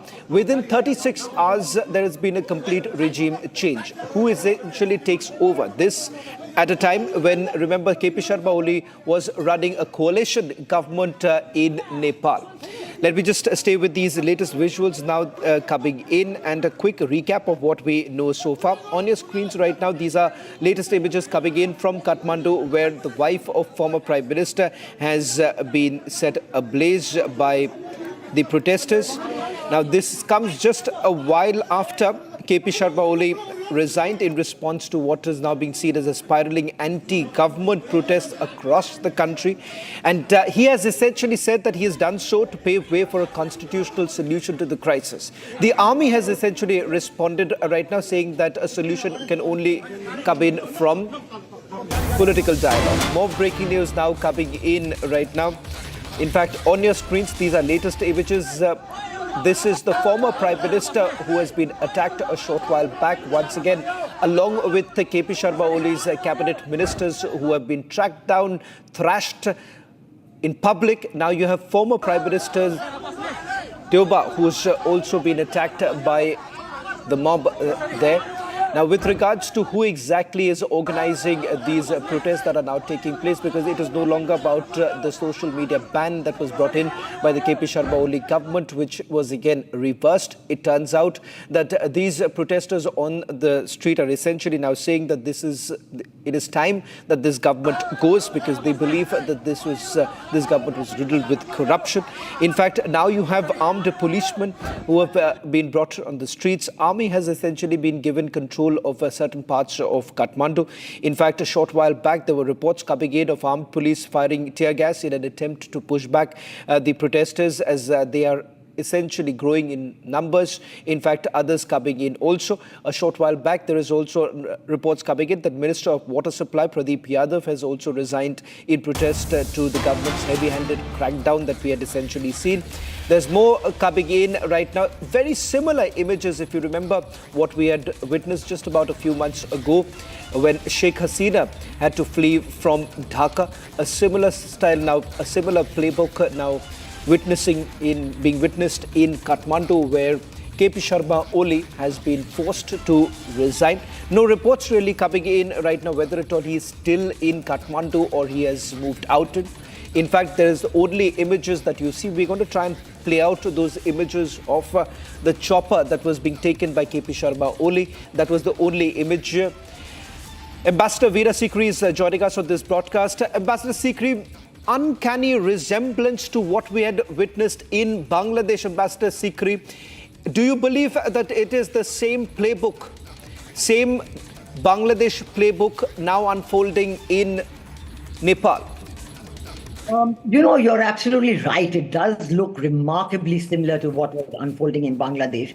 Till yesterday, I thought that, yes, there is the Gen Z Nepal and they will follow more the Sri Lanka model where, they did oppose the government in power, but then they followed the constitutional process to the very end, and then they've had elections and got a new government.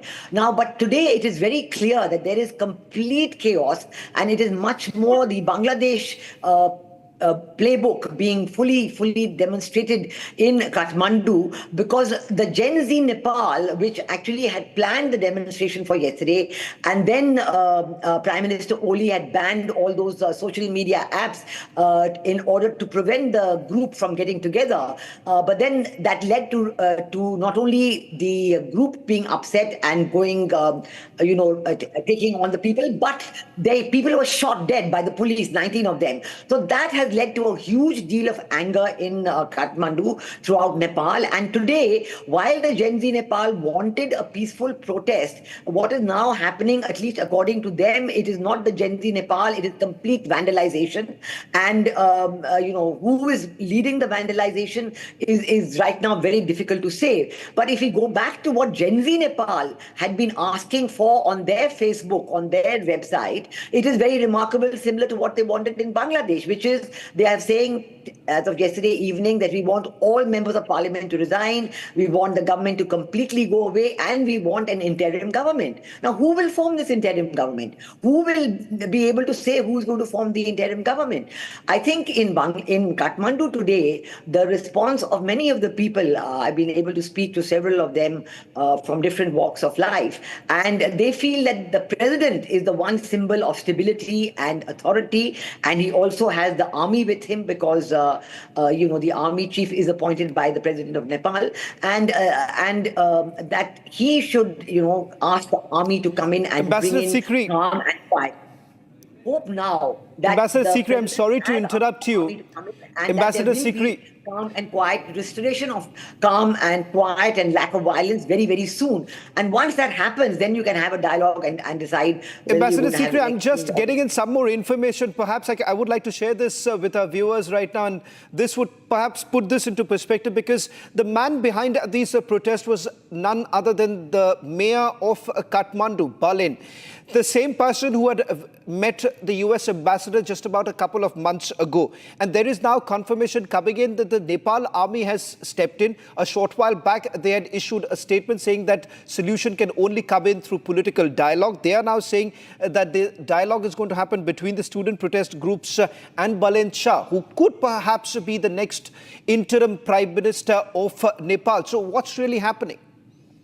Yeah, so this Balin Shah's name has suddenly come up today. Yes, he's a popular rapper. He's a popular person there, and he had won this mayor's seat as an independent candidate. So he is not from any of these traditional parties, and he had won by a huge majority. So already there was a support from him among the popular vote, as it were. And today he has, in a way, revealed his cards and said that he would like to head the interim government. Now the point is that, is he saying it on his own, or is he being backed by Gen Z Nepal? So this point has not yet come clearly yet, because we do know that there are some other people who are also saying that they could head the interim government. So whether this is a position in support of Balin Shah that is coming from Gen Z Nepal, which is the youth organization, or is it something that is something that Balin Shah is more or less saying on his own? I think as a popular representative of the younger generation, he does feel that he would be able to have an interim government. But I think that for bringing calm and quiet, whether the army would certainly, the dialogue should be held with everybody. That is very, very clear, and I'm sure the army will be doing that. But whether the dialogue should be with just one person, or whether Balin Shah should lead the dialogue, all this is not yet clear. And I think that the army would certainly want to bring the situation under control first, bring calm and quiet back to Kathmandu and other parts of Nepal, and then look at the political dialogue, which is, of course, very, very important. Well, in fact, Balin Shah's name surprisingly coming against a man who does not have any political experience. And once again, if you take what happened in Bangladesh, now happening in Nepal. A man with zero political experience suddenly essentially being propped up as the interim prime minister. Who exactly is behind this? Ambassador Sikri, I know it's too early, but having said that, does it really look like there is a lobby which is again back in action, particularly wanting to destabilize the situation in the Indian subcontinent? Oh, yes, I would say definitely yes, because, it's too much of a coincidence. Sri Lanka, then Bangladesh, now Nepal.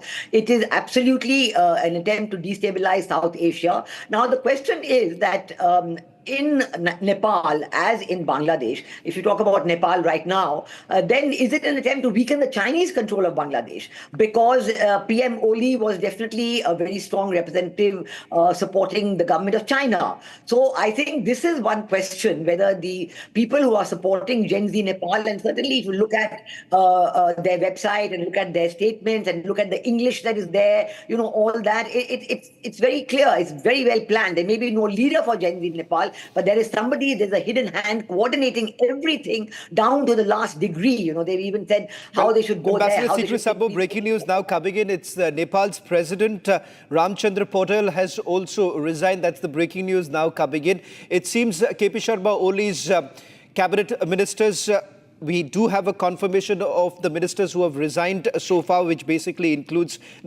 almost the entire cabinet of KP Sharma Oli, who has basically resigned, and now the president of Nepal forced to resign. So clearly it seems that someone is pulling the shots right now. Who exactly is it? Keeping in mind that two of the major political parties have been in coalition. The RPP, the Royalist Party, now once again indicating that there is growing support for the monarchy. Do you believe that this comes just about few months after the protests that were taking place in support of the monarchy?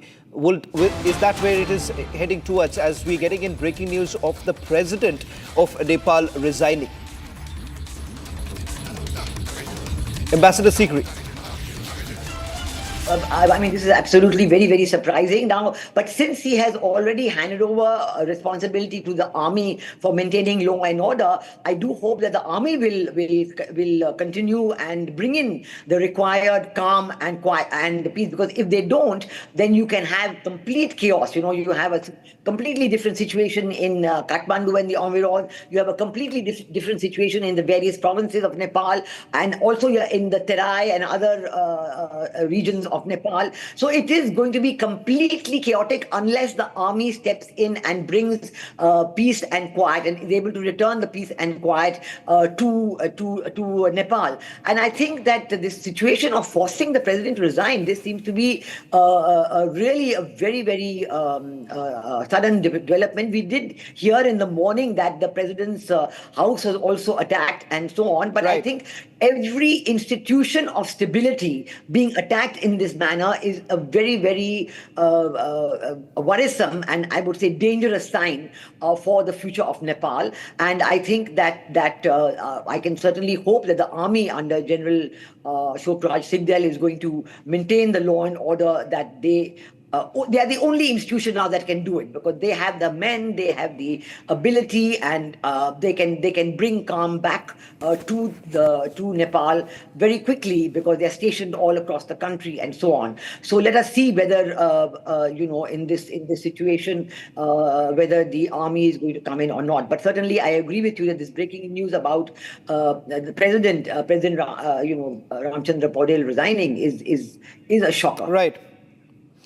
Well, Ambassador Sikri, I'll request you to stay on with us as we're getting in more breaking news, as protesters have now started celebrating. This is after burning the parliament. In fact, we do have images coming in of the parliament set on fire.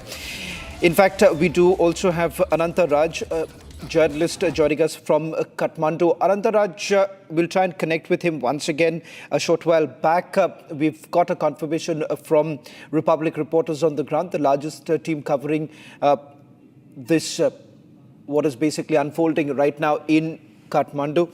In fact, there are latest visuals now coming in. First, let me just play out the latest coming in from Kathmandu. This is from the parliament, outside the parliament.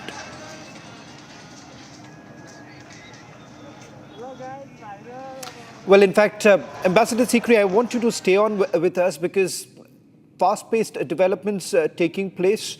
In terms of the army's role, do you believe that it would be quite similar to what we had witnessed in Bangladesh, the role of the army here? Or do you believe that they would be independent in the decision-making process? And perhaps Nepal could actually see an interim prime minister in the next few hours? I think that appointing anybody before there is calm and the violence ends in Nepal would not calm down the situation. It could further inflame it, because I do not know whether any one person at this stage would, be able to say that I am going to lead the entire country in this situation. So I think that if the army is able to control the violence, then that would be a good thing. Now, in Bangladesh, if you draw a comparison to that, of course, in Bangladesh, it was the army that calmed down the situation, and the army had said at that time that, they would not, they calmed down the people. They told them to stop, because they said, we are in charge and we're not going to fire on civilians, but we will bring them, we will want the situation to be calm. And then Mohammad Yunus came in. But in Bangladesh, the thing was that there was the Jamaat-e-Islami, which was the strongest party left standing, as it were, even stronger than the BNP, because although BNP and Awami League are two of the largest political parties in Bangladesh, and they enjoy about 35 to 40% vote bank support each. But at that time, it was the Jamaat-e-Islami, which was behind all the events that took place, and they were the ones who were and still are controlling the situation behind the scenes and controlling what Mohammad Yunus is doing and saying. So that was the situation there. Now, in Nepal, is there a force behind this random violence? Is Gen Z Nepal that force? Now, Gen Z Nepal doesn't have a visible leader, but is Balan Shah claiming to be the leader of Gen Z Nepal? Or is Gen Z Nepal supporting Balan Shah? So these are questions which are coming up. And if that becomes clearer in the next few hours, then we would be able to say. But, certainly the fact that the president has been forced to resign, is a very grave blow to the constitutional authority in Bangladesh, in Nepal. In Bangladesh, the president is still in position as of, the same president was there last July, August, on the 5th of August when Sheikh Hasina left. That president is still there, and same army chief is also there. So, you have those two institutions, the presidency and the army, which are ultimately responsible for maintaining law and order, while, of course, the Jamaat-e-Islami and the increased radicalization and the mobocracy is very similar. The way the mobocracy is functioning in Nepal today, going to houses and bringing out people and setting them on fire, this is exactly similar to what happened in Bangladesh. Exactly similar. Even the Supreme Court judges were surrounded and forced to resign, and new ones have been appointed. This is absolutely parallel on every count. So who is going to control these mobs? This is absolutely something. If you want a return to law and order, if you want, Nepal to regain calm and constitutionality again, it is very important that the army play its role. But so far, it's not evident. I think they must be, talking among themselves about this. Whether the president has just resigned and left, or whether he just offered his resignation, right. I don't know if those details I think so. We can get in more details right now, Ambassador Sikri, because we do have Nepalese journalist joining us, Ananta Raj. Ananta, what's really happening on the ground? Who exactly is this Balan Shah? Does he really have the kind of support that he's basically claiming to? And is there a possibility that perhaps in the coming few hours there would be a clarity as to who takes over? Would it be Balan Shah?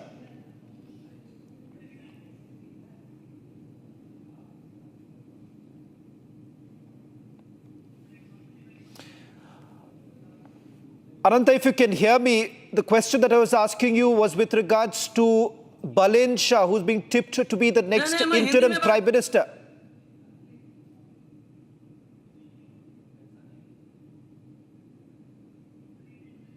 अनंत, जो सवाल मैं कर रहा था बालन शाह को लेकर, mayor Kathmandu के रह चुके हैं और अब स्टेटमेंट जारी कर रहे हैं. ये कहा जा रहा है कि वो इंटरिम प्रधानमंत्री बन सकते हैं नेपाल की. ये राजनीतिक सहमति के बात हो सकता है, बन भी सकता है, क्योंकि आंदोलन का मैंडेट भी बालन के लिए है. अभी अभी बालन और रवि लामिछाने और सेना प्रमुख का बातचीत होने वाला है और वो प्राइम मिनिस्टर हो भी सकता है. ये संभावना अधिक है सर. आप कह रहे हैं कि संभावना अधिक है, पर इसके पीछे कारण क्या है कि उनके पास कोई पॉलिटिकल सपोर्ट इस वक्त, और आप क्या जानकारी है इस वक्त अनंत आपके पास कि आने वाले कुछ घंटों में क्या होने वाला है? क्या कोई, क्योंकि इस वक्त केपी शर्मा ओली नहीं रहे और साथ ही साथ जितने भी कैबिनेट मंत्री थे उन्होंने रिजाइन कर दी, तो इस वक्त पॉलिटिकली क्या उपाय है? पॉलिटिकली तो क्या है कि पॉलिटिकल सहमति ही अब समाधान का मार्ग है, क्योंकि अब संवैधानिक समाधान को तो मार्ग नहीं दिखा रहा है, क्योंकि अब प्रदर्शनकारियों ने कार्यपालिका, व्यवस्थापिका और न्यायपालिका तीनों को कब्जा कर लिया है, और ये संसद को और ये संविधान को और पूरे डिनाई अस्वीकार कर रहा है। वो नया मतलब नवीन मार्ग में वो जाना चाहते हैं, वो है नया संविधान और नया अंतरिम सरकार। आपके इस वक्त जो जानकारी हमारे पास है, अनंत मैं चाहूंगा आप जुड़े रहे। We are getting more breaking news coming in. Balin Shah has just put out 2 statements. Let me just put this into perspective who this man is. A 34-year-old rapper came to prominence just about a few months ago when he was made the mayor of Kathmandu.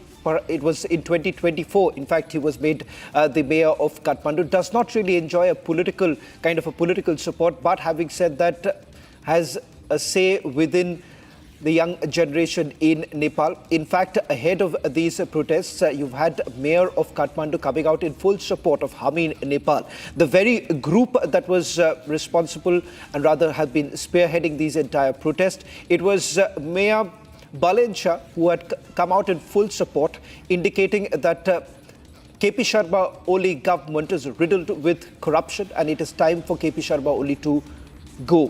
Interestingly, this man also had multiple meetings. One meeting that has been documented on your screens right now. These are images of Mayor Balin Shah with the US ambassador. This meeting took place in the year 2024. Subsequently, there have been other meetings that have been also reported by Nepalese journalists with regards to the proximity that Balin Shah actually has with the administration in the United States of America. Having said that, so far, no claim that has been made by Balin Shah, but political circles, a buzz in Nepal that there is a high possibility that he may be announced as the interim Prime Minister of Nepal. In fact, अनंता जी वापस आपके पास आना चाहूंगा। इस वक्त जो हालत है KP Sharma Oli को लेकर, क्या आपके पास कोई जानकारी है कि केपी शर्मा ओली इस वक्त काठमांडू में हैं या काठमांडू से निकल चुके हैं?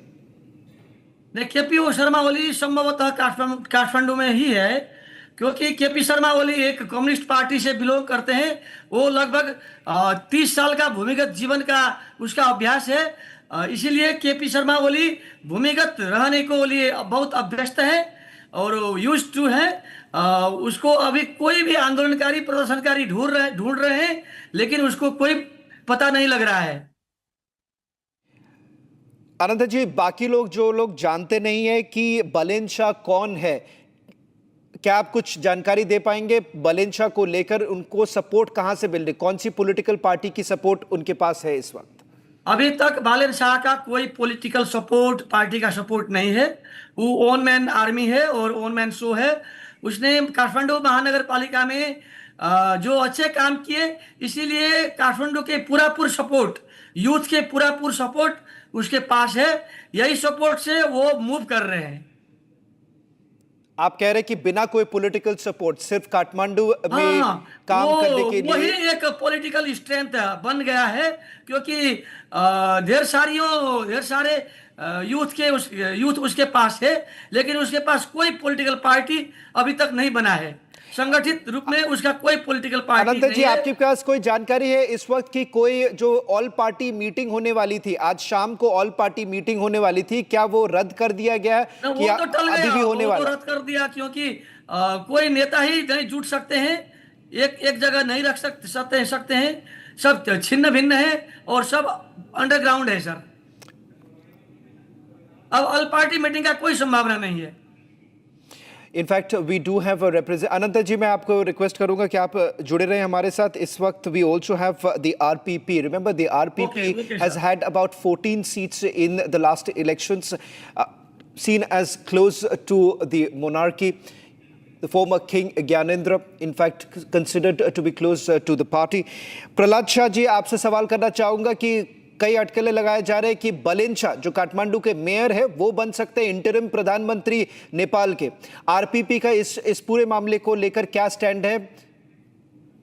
नहीं, ऐसे बात कोई नहीं है, अभी कोई ऐसा बात निकल कर नहीं आया है ना। अब आदमी अपना अपना किस्म से विचार रखते हैं, अलग बात है, लेकिन उस किस्म का वातावरण अभी नहीं बना है। किस किस्म से वातावरण बनेगा अभी भी कोई सिनेरियो अभी तक कोई दिखाई नहीं दे रहा है। अब सेना लेगा कि अब राजीनामा तो दे दिए, केपी ओली किधर से भाग रहे हैं कि कहीं जा रहे हैं, अभी तक कुछ पता नहीं है इनका। इसीलिए इसका अभी निकास अभी नहीं हो रहा है। अभी ये होंगे वो होंगे बोल के कोई बात नहीं है। अब पहले संपूर्ण जिम्मेवार राजनीतिक दल बैठेंगे। राजनीतिक दल खास करके पुराना राजनीतिक दल का पुराना नेता का तो कोई वर्चस्व ही नहीं रहा नेपाल में, अब है ही नहीं है, समाप्त ही हो गया। कोई निकलने को तैयार नहीं है, सब लुके हुए हैं, भगे हुए हैं। लेकिन नया पुस्ता जेएनजी का जो मांग है, जेएनजी का जो मांग है कि भ्रष्टाचार और सुशासन है ना, और युवा पुस्ता का जो मांग है, जेएनजी जिन पुस्ता का मांग है वो लेकर आगे जा रहे हैं अभी।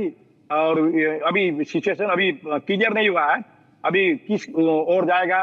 इतना हम कह सकते हैं कि राष्ट्रीय प्रजातंत्र पार्टी ने का संपूर्ण प्रदेश से लेकर संघ में जितना सांसद थे सब राजीनामा दे दिए। प्रदेश सभा के प्रमुख सभामुख जो थे वो भी राजीनामा दे चुके हैं। और स्थिति को हम लोग एकदम नजदीक से देख रहे हैं।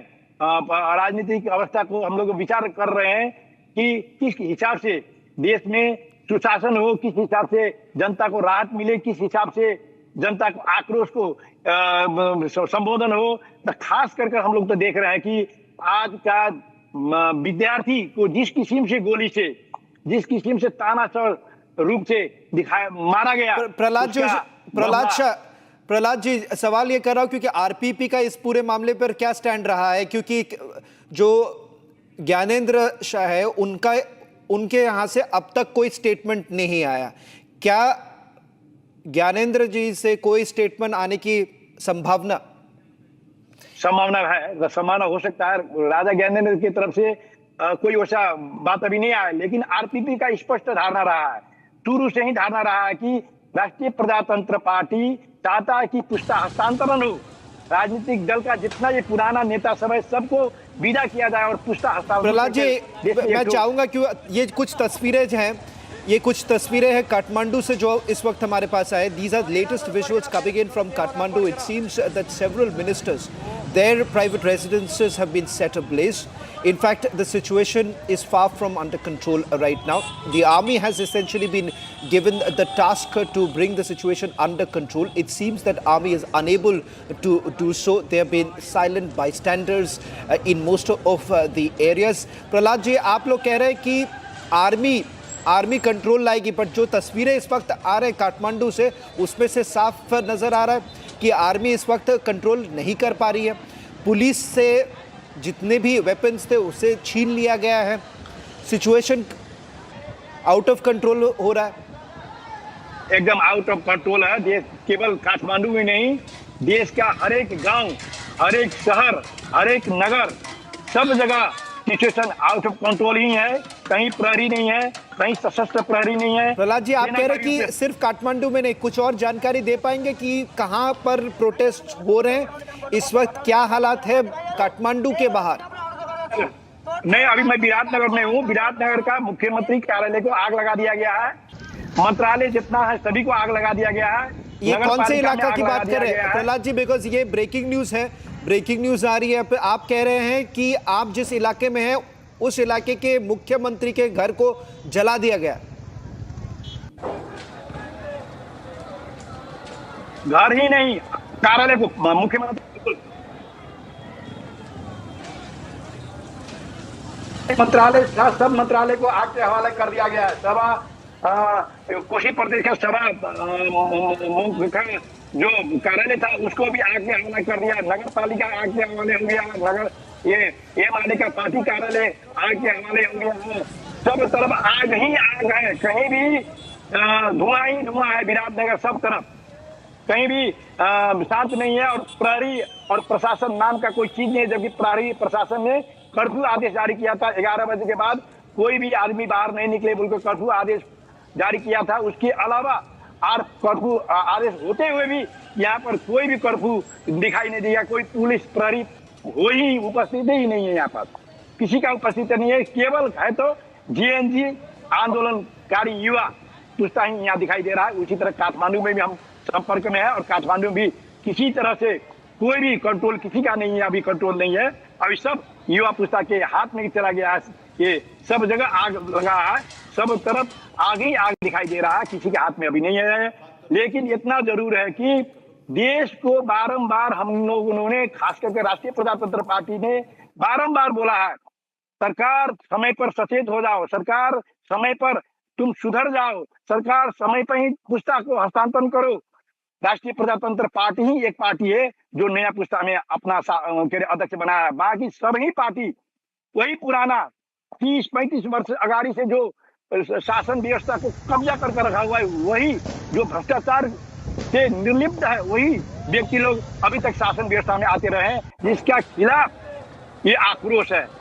बच्चा के मन में, मस्तिष्क में क्या आ गया कि ये जो शासन व्यवस्था है, इसमें केवल प्रधानमंत्री, भूतपूर्व प्रधानमंत्री, मंत्री का बच्ची सब देश का जितना साधन स्रोत है सब पे हाली मुहाली कर सुख शैल मौज मस्ती में ये लोग बिता रहे हैं। इन लोग का लाइफ एकदम राजा के महाराजा की तरह लाइफ हो रहा है, और हम लोग का लाइफ, हमारे पिताजी विदेश में जाकर दुबई, कतार, कहाँ जाकर विदेश में जाकर कमा कर पेट पठाया हुआ, रेमिटेंस में भी सदुपयोग नहीं हो रहा है। इस ख्याल से दुनिया आक्रोश इस किस्म से आया है। और खास करके कल जो नृशंस हत्या किया गया है, हत्या बोलते हैं, सरकार के तरफ से जो हत्या हुआ है विद्यार्थियों का, उसको तो इतिहास के ही बर्बर, नेपाल के इतिहास में इतना बर्बर हत्याकांड कभी भी नहीं हुआ था। इसको लेकर तो जनता को आक्रोश है, घर घर से आदमी निकला है। कहाँ संभालेगा, कौन आर्मी संभालेगा, कहाँ से आर्मी, कहाँ का पुलिस। मैंने कल ही चेतावनी दिए थे, कल रात में सोने नहीं सक रहा था, और मैंने चेतावनी दिया था, सेना तुम नेपाली जनता का सेना बनो, प्रहरी तुम लोग शांति सुरक्षा करो, जो गोली आदेश दे रहा है, जो आदेश दे रहा है गोली मारने के लिए, उसी को गोली ठोको बोलकर तो कल ही हम अपना मंतव्य जारी किए थे। लेकिन ये सरकार सुनने वाला थे। हम तो सोच रहे थे कि सरकार नहीं, केपी ओली पागल हो गया है। हम पागल तक का संज्ञा दिए कल, आज नतीजा वही दिखाई दे रहा है। हाँ, भागने का स्थिति है, किधर से भागे किधर से जाए। आज देख रहे हैं शेरवा देवा का और देवा की पत्नी को, आज क्या ये हालत है, क्या हालत है। नेपाली में एक उखान है, पाप धूरी बड़ा करो उसे बोलता है, वही पाप धूरी बड़ा करा। जितना नेपाली जनता का श्रम शोषण कर जिस तरह से देश में राज कर रहे थे, राज, गुंडा राज बोलता है उसको, सुशासन नहीं बोलता, गुंडा राज, अरबों अरब का भ्रष्टाचार, अरबों अरब का विदेशी से ऋण लेकर।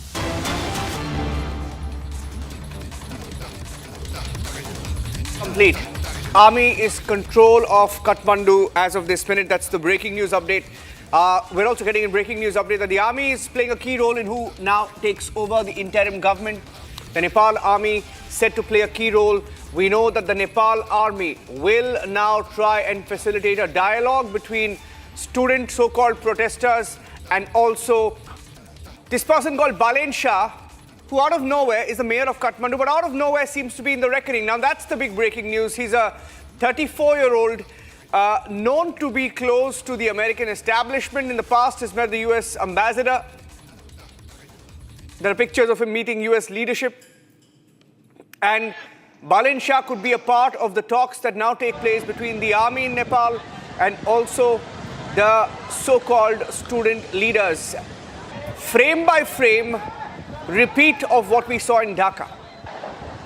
Frame by frame. In fact, the role of the army seen in Bangladesh, role of students, so-called protesters in Bangladesh, role of pro-American elements, example, Yunus, Bangladesh, similar to the playbook now being used in Kathmandu, Nepal. These are pictures coming in, the latest pictures. We're getting in fact, from across Nepal, different videos coming in. Prahlad Shah ji, aap hai hamare saath? Prahlad ji. Prahlad ji, मेरी आवाज आ रही है आपको? आ रही है। RPP का role क्या है यहाँ पे?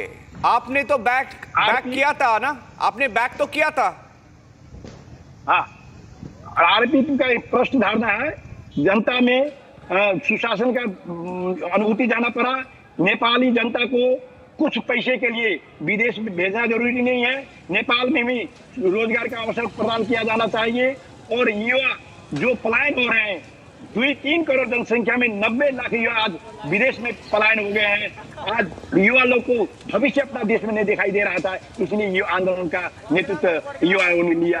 युवाओं ने जो किसी से हम लोग बोल रहे थे कि राजनीति पहले से ही बोलते आ रहा है, युवा आओ अगाड़ी, तुम लोग का देश है, तुम लोग का भविष्य है, तुम लोग भविष्य, हमारे लोग का पुस्ता अब पुराना हो गया, अब तुम लोग का पुस्ताले देश को संभालना है, तुम लोग आओ बोलकर बोल रहे थे हम लोग। आज उसका प्रत्यक्ष उदाहरण दिखाई दे रहा है।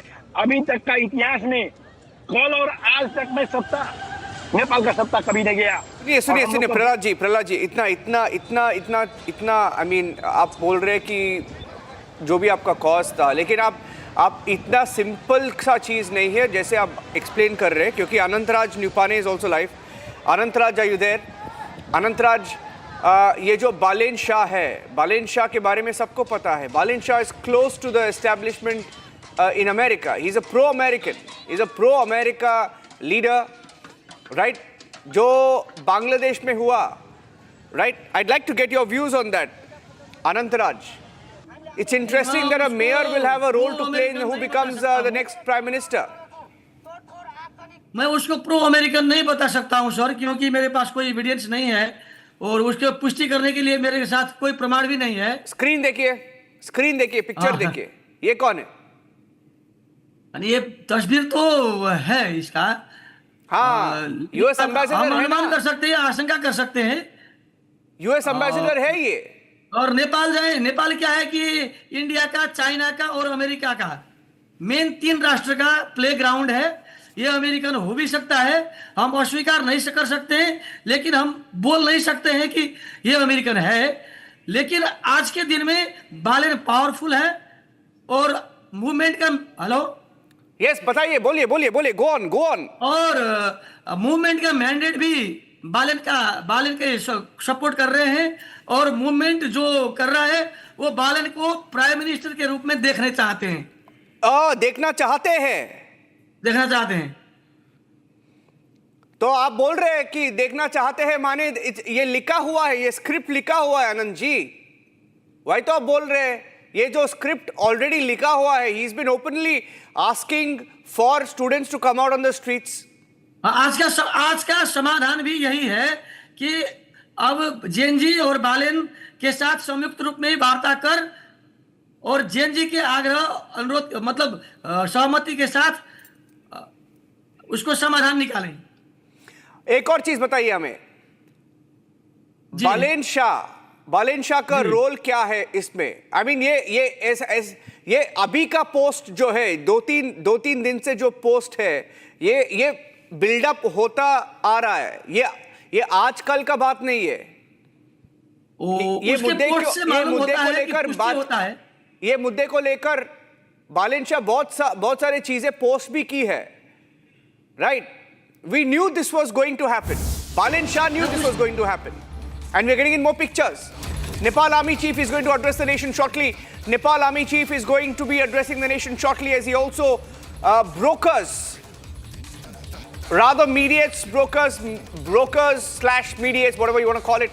Nepal Army will have a role to play in who becomes the next interim president or interim prime minister of Nepal.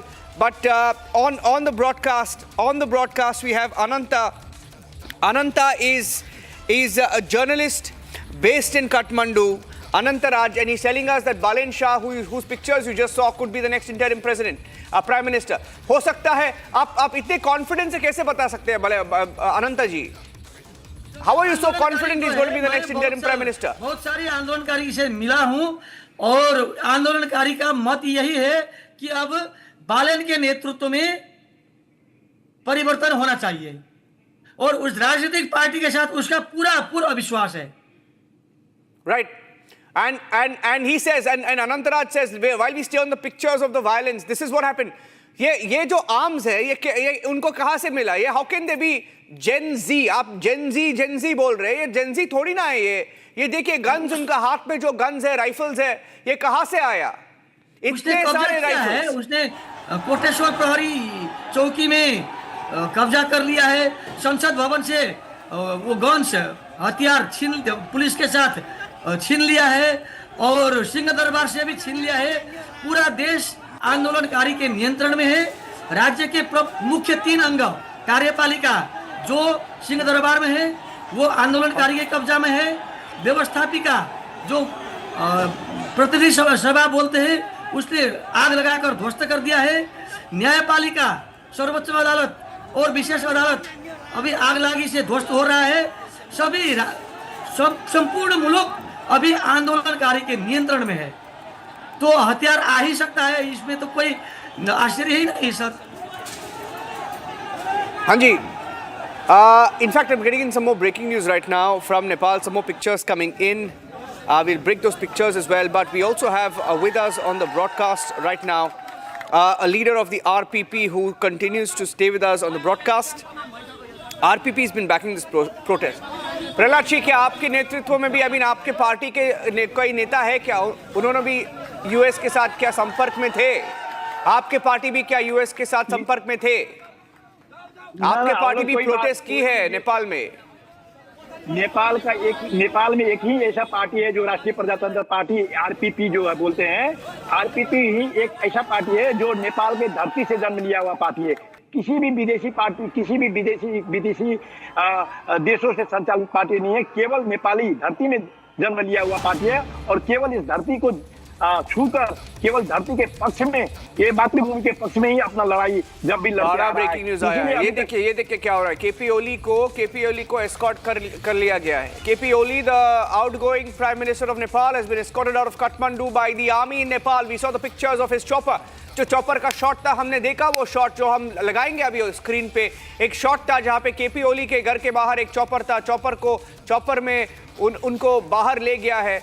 We are giving to understand that he's now been escorted out of Kathmandu successfully. That's a breaking news update now coming in. Getting in more details of KP Oli, his whereabouts. We don't know whether he's still in Kathmandu, but we have been told he's been escorted out. Whether he's still in Nepal is not known. Whether he will continue to be in Nepal, we don't know.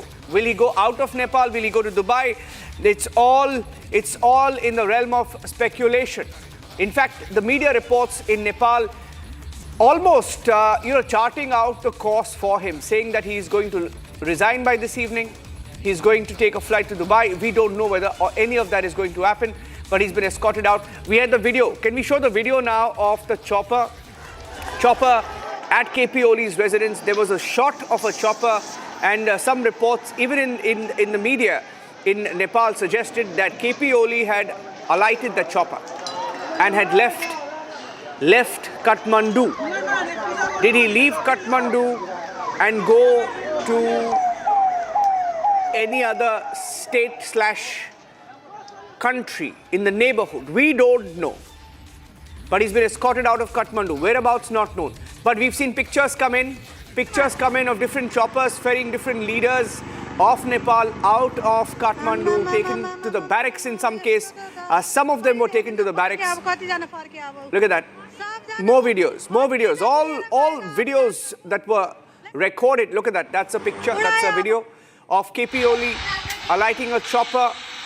That's him reportedly alighting a chopper before he was escorted out of Kathmandu by the army, which is playing a very critical role in the regime change operations in Nepal. Very critical role in the regime change operations in Nepal. As we get more and more pictures coming in, KP Oli, we are being told, he is being given a safe passage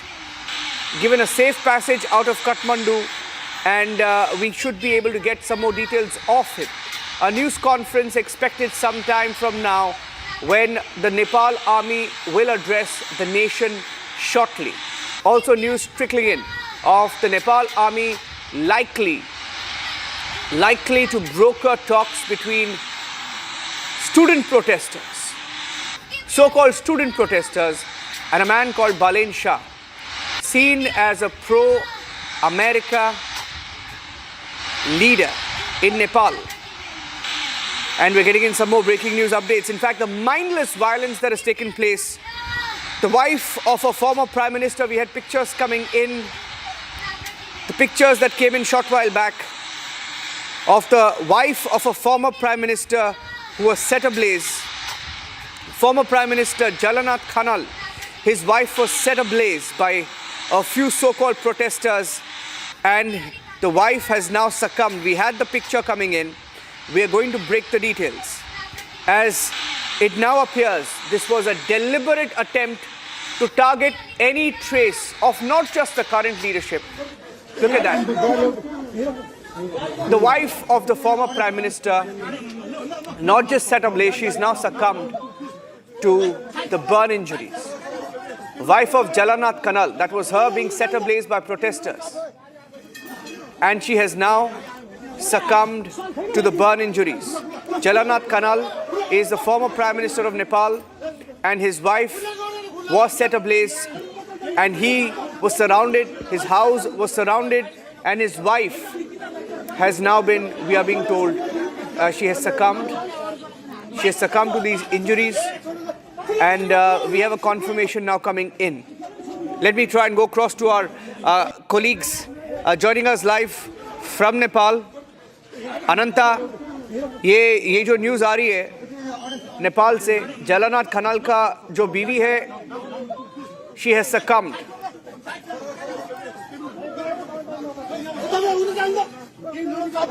अनंता जी जी जलनाथ खनाल के जो पत्नी है, धर्मपत्नी, वो अभी गंभीर घायल है क्योंकि उसको आग लगा दिया है और आग में पड़कर, आग में जलकर वो गंभीर रूप से घायल है। नहीं, अभी जो इन्फॉर्मेशन आ रही है, इन्फॉर्मेशन ये है कि उनका she has passed away, she has died because of the burn injuries. इसमें अपडेट नहीं हूँ, लेकिन हो सकता है। नहीं, आइए बताइए। नहीं अनंता जी, अगर आक्रोश इस सरकार पे था, ओली सरकार के ऊपर था, तो ये क्या हो रहा है? घर के सब नेताओं के घर के अंदर जाना, घर को जलाना, बच्चे बीवी को मार डालना, ये क्या हो रहा है नेपाल में? इसमें पूरे अनार्किज्म भी है मूवमेंट में, और कोई अराजक तत्व भी है, पूरा थोड़ी सारी घुसपैठ भी है सर। घुसपैठ कहाँ से है? कौन है? ये तो हम नहीं बता सकते हैं। नो, लेकिन हो तो रहा है वहाँ पे घुसपैठ ही हो तो रहा है। तो ये कंफर्म है ना आनंद जी, आप सीनियर जर्नलिस्ट नेपाल से, घुसपैठ तो है। तो ये क्या, इसका मतलब क्या हुआ? इसका मतलब ये हुआ कि ये सिर्फ एक मासूम सा स्टूडेंट का प्रोटेस्ट नहीं था ये। जी हमने नहीं समझा। नहीं, ये जो प्रोटेस्ट है ये सिर्फ स्टूडेंट प्रोटेस्ट नहीं था अनंता जी। नहीं, ये कोई अराजकवादियों ने भी प्रोटेस्ट किया है, और उसका भी अराजकता का ये परिणाम है। हाँ जी, और कितने आपके पास जो इंफॉर्मेशन है, कितने नेताओं को और कितने नेताओं के परिवार को टारगेट किया गया है नेपाल में? नहीं, कांग्रेस, एमाले, माओवादी और निकबा समाजवादी, इसके नेता को पूरा टारगेट किया है। कोई भी हो, क्योंकि गगन थापा थोड़ा लोकप्रिय थे कांग्रेस का, वो भी टारगेट में आ रहा है।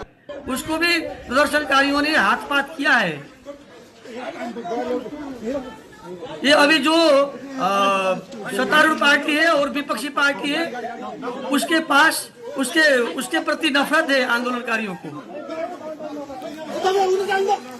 ये बहुत I mean, ये जो पिक्चर्स आ रही है, very disturbing images in fact coming in from different parts of Nepal, of not just political leaders, not just the current establishment, but even former leaders, former prime ministers, families of former prime ministers, family members, children, all being targeted by the mobs. In fact, even the media, senior-most journalists in Nepal saying this is no more a student protest.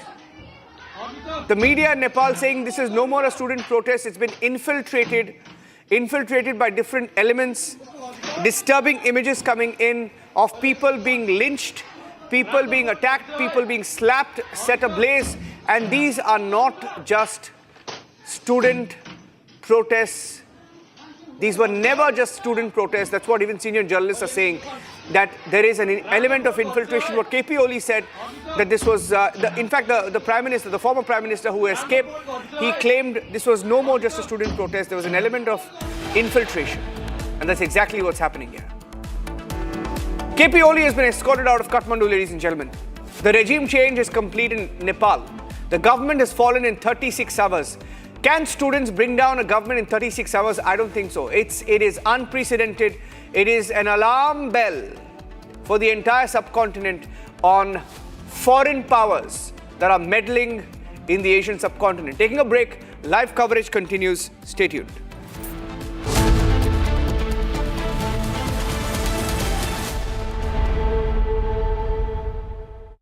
दादी के हाथों का जादू और खुशबू से महकता घर, माँ की मुस्कुराहट और खाने की सुगंध। MDH गरम मसाला, क्योंकि हर रिश्ता है स्वाद से जुड़ा। केसरिया से मन जोगी हुआ रे, दिल झूमे देखो मतवारा हुआ रे। केसरिया से मन जोगी हुआ। हर पल मनाओ केसरी त्योहार। विमल, बोलो जुबान केसरी। MDH की हल्दी मिर्ची धनिया करे कमाल, ये रंग दे, ये खुशबू दे, ये तीखा, ये कम पड़े, क्या निराला MDH मसाला।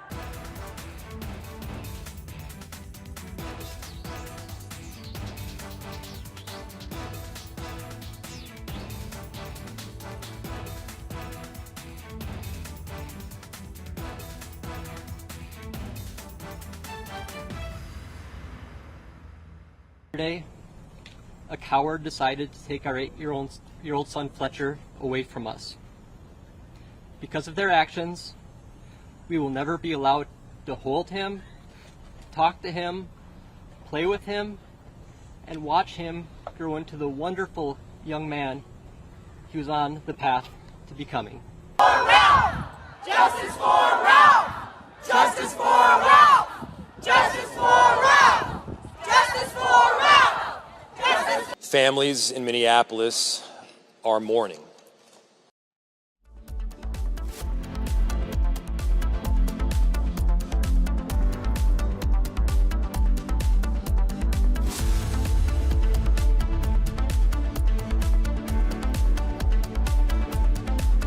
आधे बाउल दही में 4 चम्मच MDH चटनी पुदीना मसाला डाला, स्टर करो, पुदीना चटनी तैयार। MDH चटनी पुदीना मसाला। इसको घर पे लगाओगे तो शादी का तो पता नहीं, पर घर पक्का नहीं टूटेगा। रुंगटा नहीं तो घर स्ट्रॉन्ग नहीं। रुंगटा स्टील TMT बार एकदम सॉलिड। पहाड़ों में एक हाइकिंग शिप भी बन सकती है।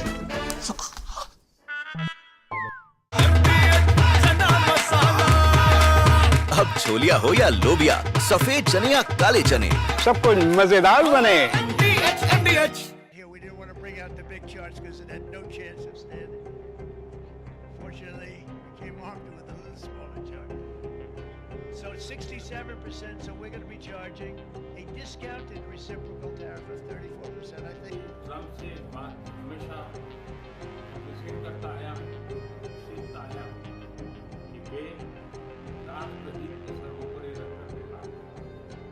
Today, the World Health Organization officially announced that this is a global pandemic. We have been in frequent contact with our allies, and we are marshaling the full power. During an interview, American economist Richard Wolff called out the US administration for attacking India with tariffs and shooting itself in the foot by doing so. Wolff said that India is central for trade and that it will find other places to sell its exports if the US gets shut off. Wolff said that India is now, according to the United Nations, the largest country on earth. The United States telling India what to do is like a mouse hitting his fist to an elephant. India will find other places to sell its exports if the US is shut off to India, and the move will only strengthen the BRICS nations. But like Russia found another place to sell its energy, India.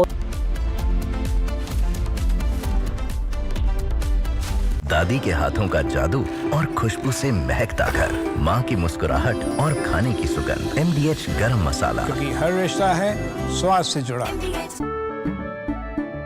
केसरिया से मन जोगी हुआ रे, दिल झूमे देखो मतवारा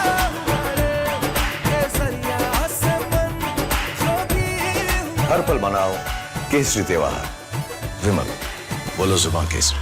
आधे bowl दही में 4 चम्मच MDH चटनी पुदीना मसाला डाला, स्टर करो, पुदीना चटनी तैयार। MDH चटनी पुदीना मसाला। MDH।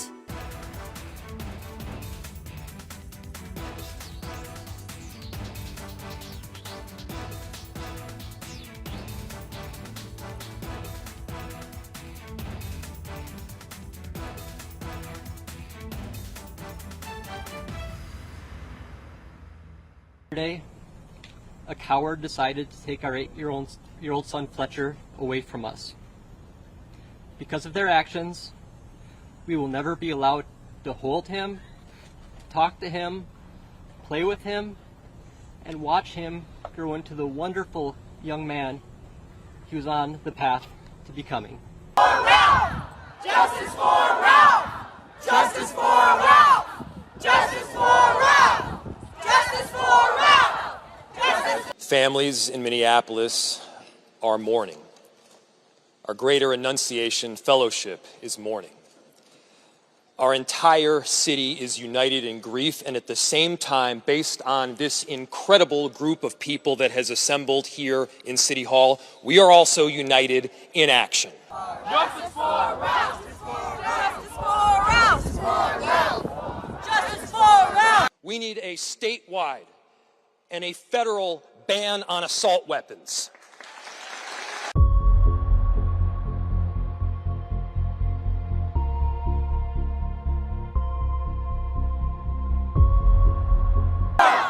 Justice for Ralph!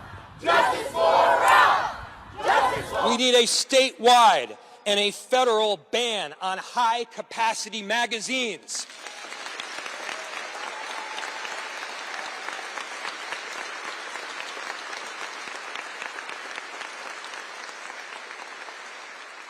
There is no reason that someone should be able to reel off 30 shots before they even have to reload. We're not talking about your father's hunting rifle here. We're talking about guns that are built to pierce armor and kill people.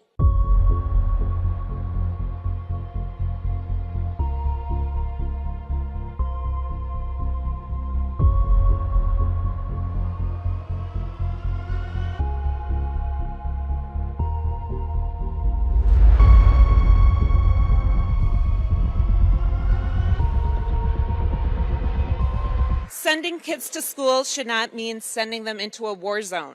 Enough is enough. Our children deserve better. Our teachers deserve better. Our communities deserve better.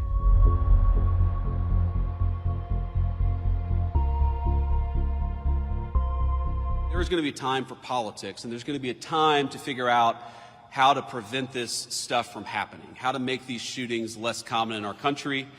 And I'm not going to speak about that now, but I would encourage you, the First Lady, Melania, who really has a very big heart for children, obviously as a mother herself, she put out a statement earlier today that I think is really worth taking a look at, because this happens too much in our country.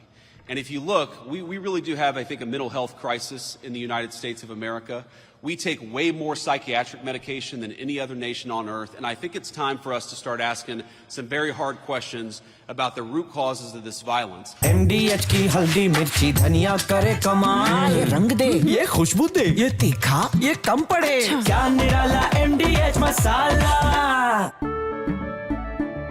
केसरिया से मन जोगी हुआ रे, दिल झूमे देखो मतवारा हुआ रे, केसरिया से मन जोगी हुआ। हर पल मनाओ केसरी त्योहार विमल बोलो जुबान Kesari.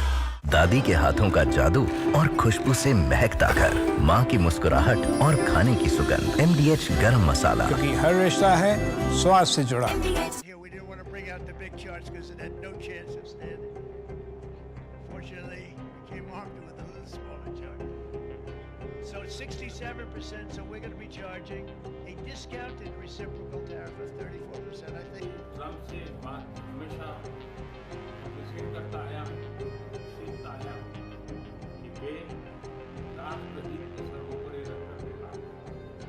Today, the World Health Organization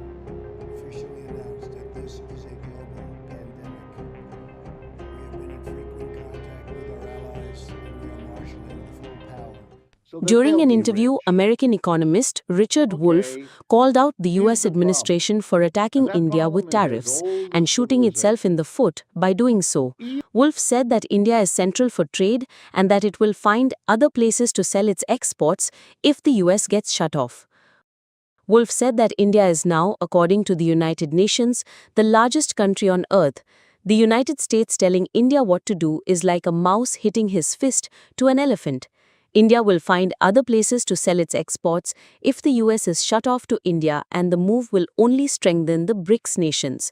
But like Russia found another place to sell its energy, India will sell its exports no longer to the United States but to the rest of the BRICS. India has a long-standing relationship with the US since the Soviet era, and you are playing with a very different adversary. But for those with some humor, it will be the spectacle of the United States acting like it's the world's tough guy, as what it actually does is shoot itself in the foot. On August 27, Trump's 50% tariff imposition took effect on many Indian products. The tariffs are meant to punish New Delhi for buying Russian oil. Trump has raised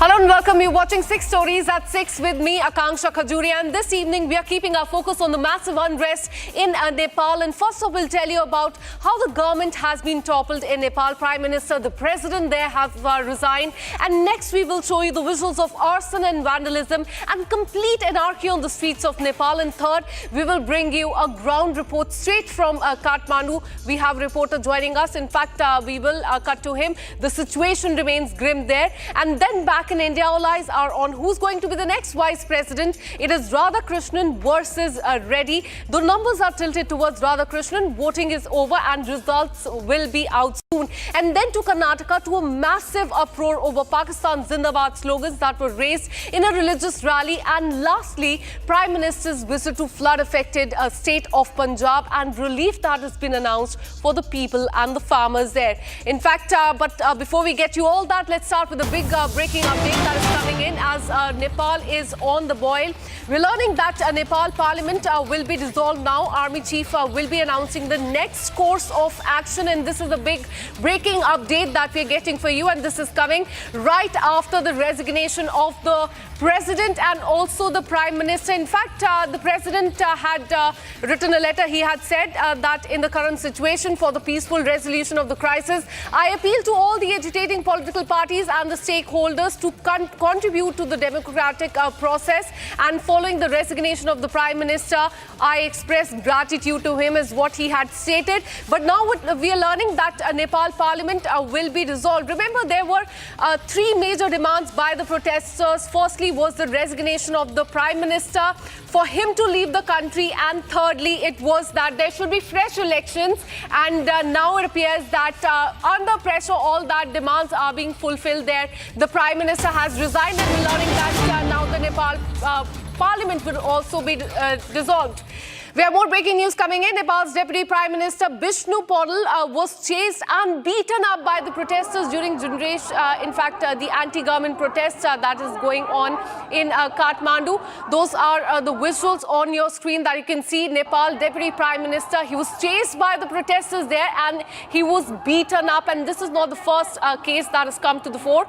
The Finance Minister, the Foreign Minister, all of them beaten up. In fact, we're learning that the wife of a former Prime Minister was also set ablaze. But very concerning visuals coming in from Nepal of the Nepal Deputy Prime Minister, the current Prime Minister, being chased and beaten as well.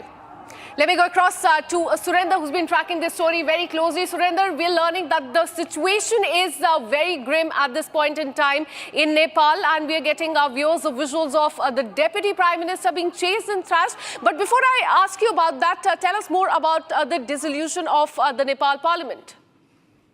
The Parliament has not been dissolved yet, but the Parliament building has been, arson, and it is badly destroyed by fire. And as are other buildings like the main seat of the government ministries, Sima Darbar, a very historic old palace. And it's also housing several ministers. It's also gone. Presidential palace, prime minister's residence, official residence also has been arsoned. Most of the former prime minister's private residence have been damaged, as are private residences of other ministers. So it has been a little while ago, the half of Kathmandu was filled with smoke. Right now, dusk has fallen. With evening, protesters are returning home gradually.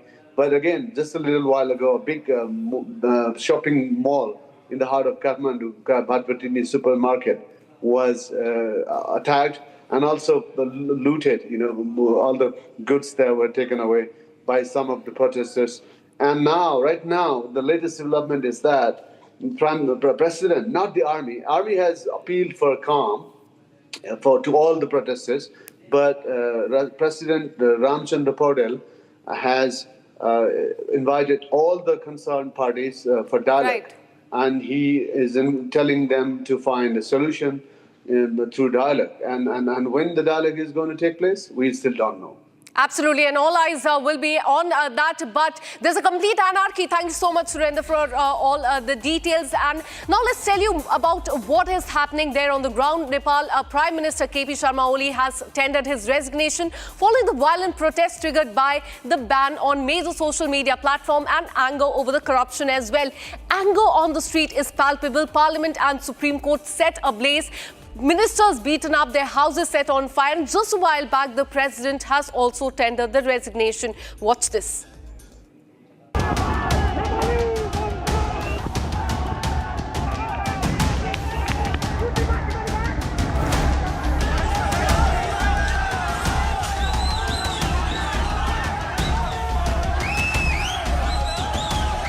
Gone in 36 hours.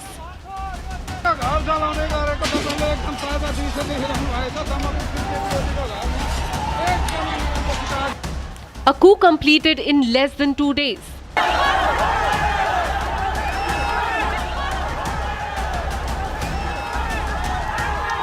The spectre of Sri Lanka and Bangladesh now repeated on the streets of Nepal.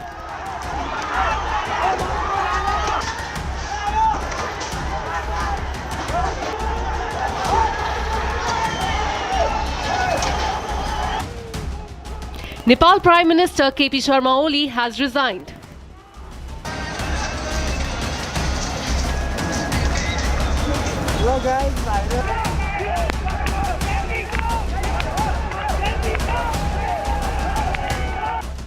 He blamed abnormal situation for his exit.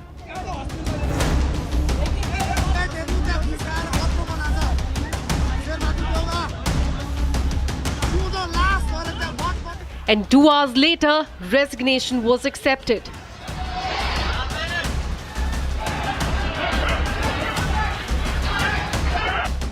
And then came the escape. Visuals of the Prime Minister boarding a chopper.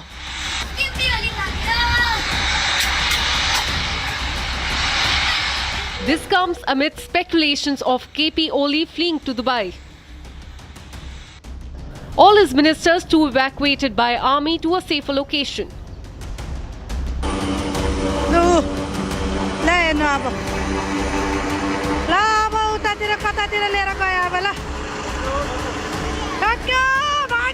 Arson and vandalism led to series of resignations.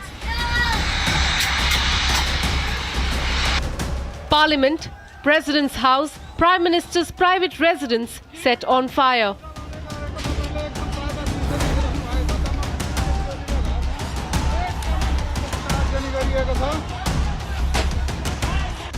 And now Nepal is left with nothing but uncertainty.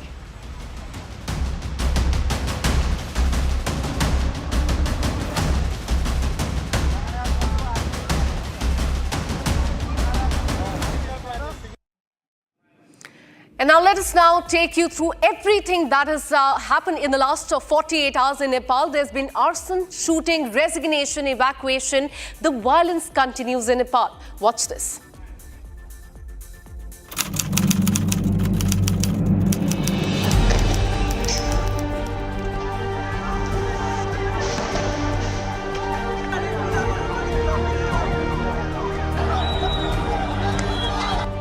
A city held hostage.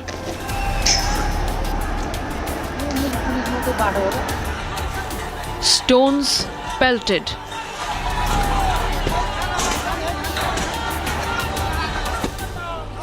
Nepal's parliament stormed. Former Prime Minister's house attacked. Residences of former ministers torched. Cars vandalized. Tear gas shells fired, a curfew defied. A wild, ruthless mob on warpath. The Himalayan city of Kathmandu is on the brink.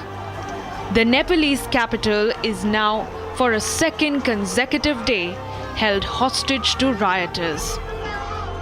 A day after the KP Oli government rolled back the controversial order on social media ban, young protesters have stormed the streets again. At least 19 have been killed, over 300 injured.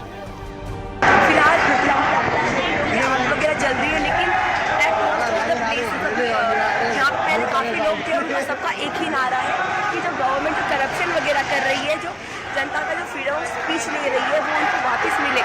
And the thing which is being portrayed, और जो चीज़ें बाकी जो media वगैरह बोल रही है कि ये बिकॉज सोशल मीडिया बैन है, लेकिन नहीं, सोशल मीडिया बैन मतलब हमारी हम जनता का स्पीच जो गवर्नमेंट ने हमसे ले लिया था.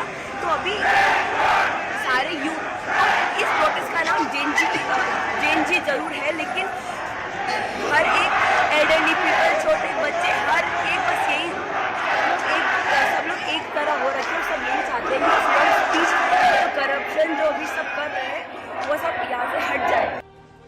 Back to back, several ministers have stepped down, while Prime Minister KP Oli scrambles to keep his government together.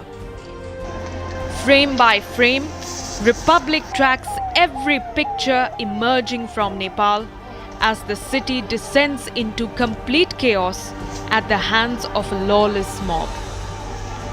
And there's anarchy on the streets of Nepal. We're learning that army has taken control of Nepal. The army chief is slated to make the statement soon. But let us show you the visuals that are coming in from Nepal, latest from Kathmandu, where the arson and the vandalism continues. And the focus of the attack is the residence of the ministers, the Prime Minister and the President as well. Let me go across to Surinder, who's been tracking this story very closely. Surinder, now Prime Minister has resigned, the President has resigned, ministers have also resigned. What next for Nepal? Are we going to see a new face as the Prime Minister, or will the army take over now?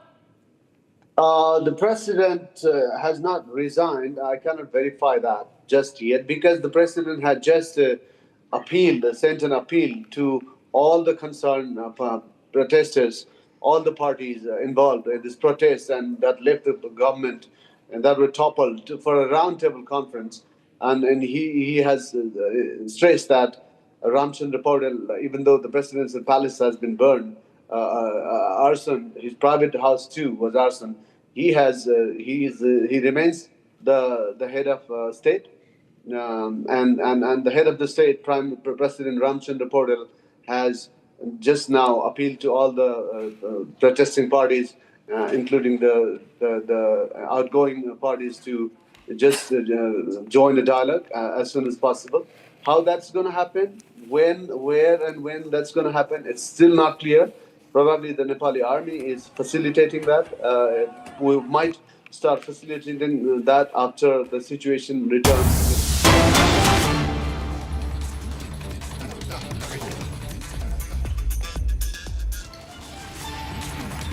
All right, we have breaking news coming in. The counting for the vice presidential election has now started. Remember, the voting started at 10 o'clock in the morning and went on till 5 to 6 o'clock. Now, as you can see in the visuals, the voting there has started. It is a fight between C.P. Radhakrishnan and B. Sudarshan Reddy. And the tilt is quite clear. The numbers are with CP Radhakrishnan. In fact, we are learning that there is already a plan in place by the NDA leaders to have a big celebration today at night. And we will know who will be the next Vice President of the country in just some time. In just a few hours is what we are learning. So the voting continues there, and we can also see Kiran Rijiju, Parliament Affairs Minister, there in the visuals as well. First day of the monsoon session of the Parliament saw the sudden resignation of Jagdeep Dhankar, and it has set the ball rolling for the election of the next Vice President of the country. Will it be CP Radhakrishnan or Sudarshan Reddy? That is something that we will know in just few hours from now. But the numbers are in favor of CP Radhakrishnan, the NDA candidate. In fact, we're learning that as far as NDA is concerned, they will get the vote of 427 MPs, and that is way above the majority mark of 386. Last time when Jagdeep Dhankar won this election, he had received 75% of the votes, more than 500 votes. But this time the mark will be a little less. As many as 438 votes are expected to go to NDA's kitty. Let me go across to my colleague Harsha, who's been tracking these details very closely. Harsha, we're getting the visuals of the counting of the votes that has now started. Yes, Akanksha, the visuals on our screen is the counting of the vote for the VP election, and the counting process is right now underway. We have got to learn that at 7 o'clock, PC Modi, the election officer, will be doing a press conference and will be announcing who has won the VP election, who is the VP of the country now. And this election was entirely between CP Radhakrishnan and B. Sudarshan Reddy, and the final announcement of the victory will be done at around 7 o'clock. And after that, we will continuously see back-to-back movement and at the residence of Prahlad Joshi, because all the arrangements have been made of celebrations at the residence of Prahlad Joshi, and also not only Prime Minister will be arriving at Prahlad Joshi, but also the entire NDA, all the allies of the BJP, and also each and every MP will be reaching at the residence of Prahlad Joshi only to congratulate Vice President CP Radhakrishnan. Just 40 to 45 minutes now from now, when we will get the election result of the Vice President. And we already know the magic number is 386, but the voting which has been casted out of 781,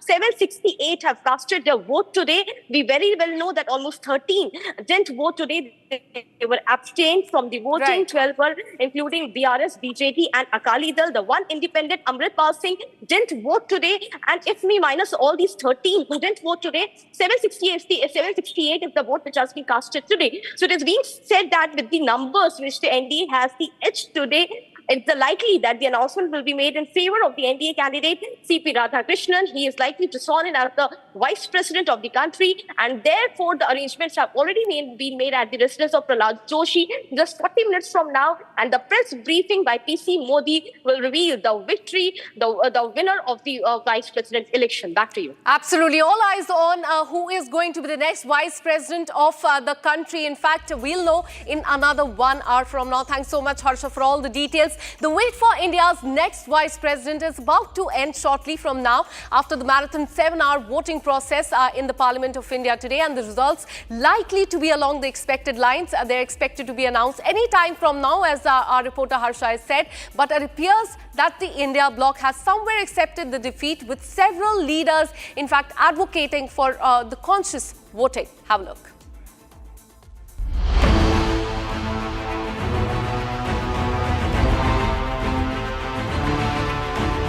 The suspense over next Vice President of India will come to an end in some time from now. It was a 7-hour-long parliamentary voting process, and the results on the expected lines will be out soon.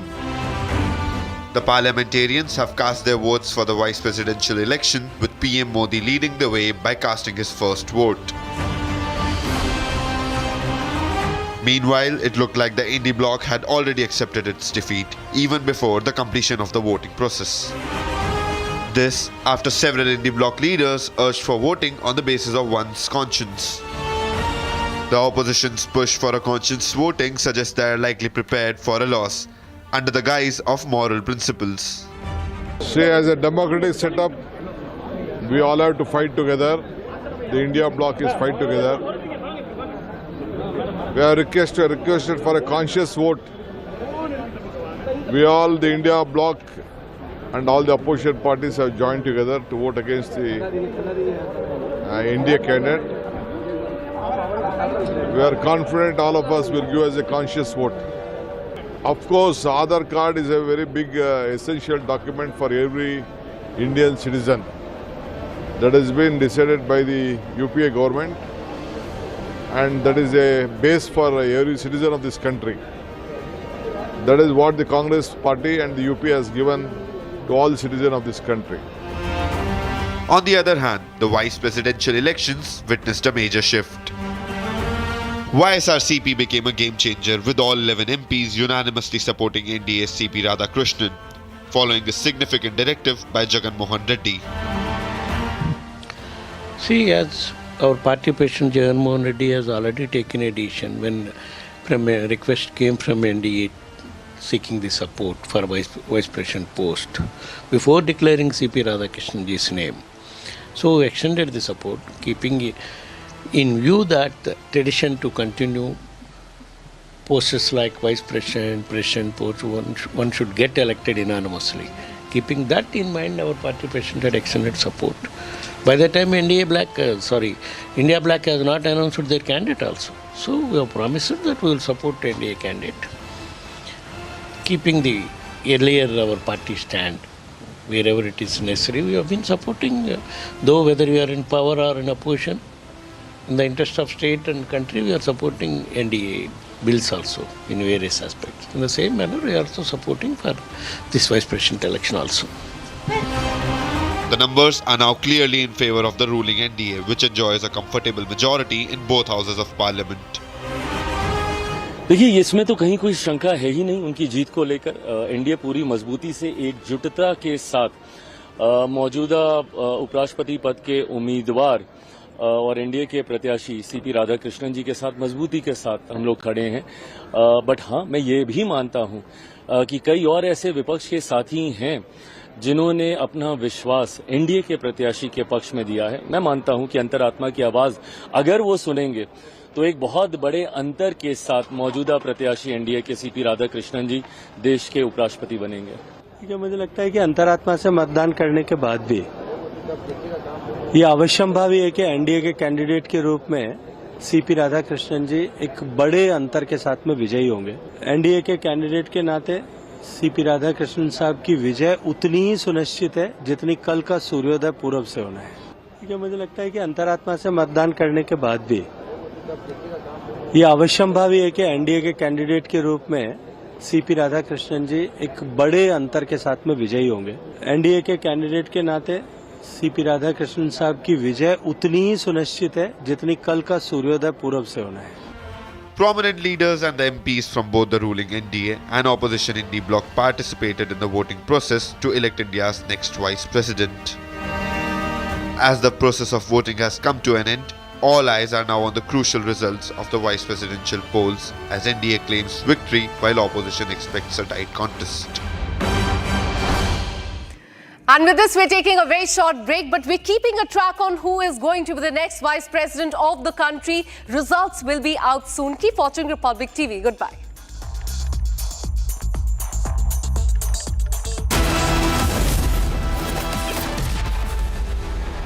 आधे bowl दही में 4 चम्मच MDH चटनी पुदीना मसाला डाला, stir करो, पुदीना चटनी तैयार। MDH चटनी पुदीना मसाला। QSMTHE, the world's foremost university rankings organizations, have ranked Amity amongst the top 3% universities globally, making it among the very few Indian universities to be included in both rankings. Yet another top ranking for Amity University. Pure सूजी pasta उबालो मिलाओ और खाओ 8 minute में तैयार। क्या taste है सबका राजा आर्नब मसाला। भारत की अपनी दुकान इंडिया सोना, अपने देश का सामान India Sona, India Sona, India सोना। अब छोलिया हो या लोबिया, सफेद चने या काले चने, सब कुछ मजेदार बने। I choose a world where we dream, and the limit is the sky. And this world is my home where I'm living my best. Mindfully crafted home decor fabrics. Sansar, a decor brand. Live consciously. थोड़े में ज्यादा स्वाद ये तो है इसकी खास बात। वाओ मम्मा, क्या स्वाद है? अरे मेरे राजा, राजा और pure masala.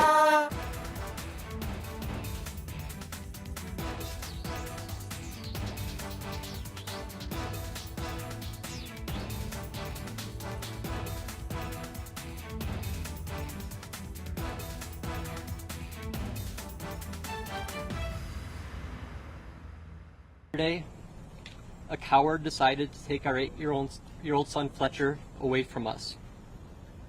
Because of their actions, we will never be allowed to hold him, talk to him.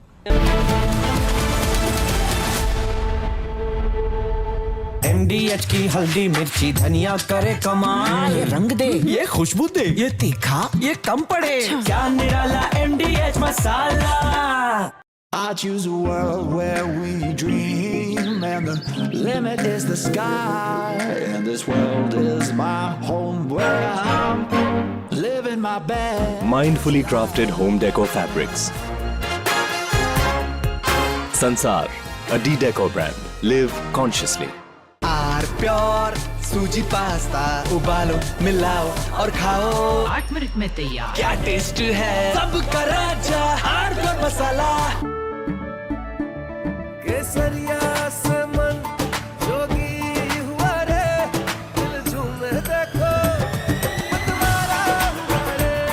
केसरिया से मन जोगी हुआ। हर पल मनाओ केसरी त्योहार। विमल, बोलो जुबान केसरी। आधे बाउल दही में 4 चम्मच MDH चटनी पुदीना मसाला डाला, स्टर करो, पुदीना चटनी तैयार। MDH चटनी पुदीना मसाला। Here we didn't want to bring out the big charts because it had no chance of standing. Fortunately, we came armed with a little smaller chart. So it's 67%, so we're going to be charging a discounted reciprocal tariff of 34%, I think.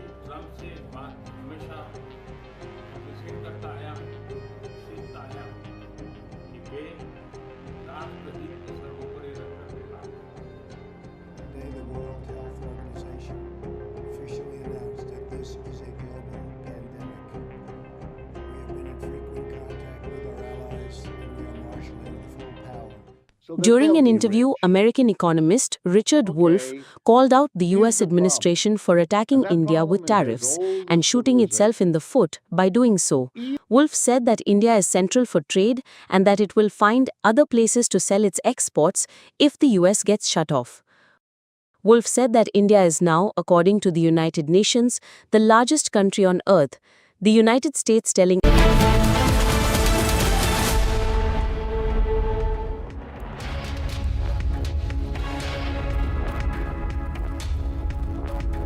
Welcome back, friends. There's been a complete coup in Nepal with every institution of the state, from the Prime Minister office to Prime Minister himself to the President's office and the President, and then of course the Supreme Court, among others, targeted.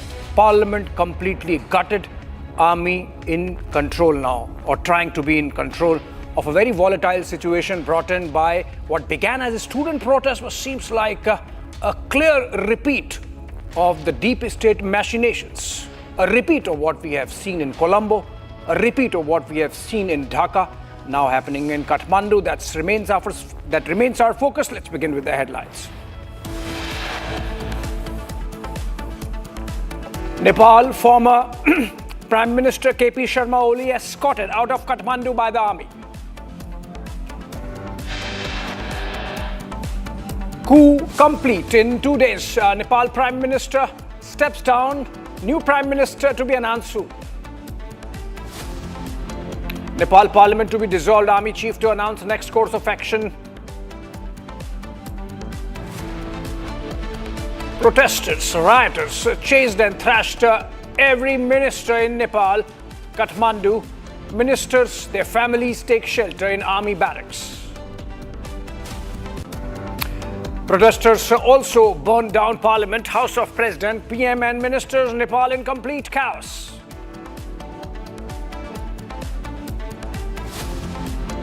Gun-wielding rioters enter Parliament premises. Complete chaos and riots in Kathmandu and other towns of the Himalayan kingdom.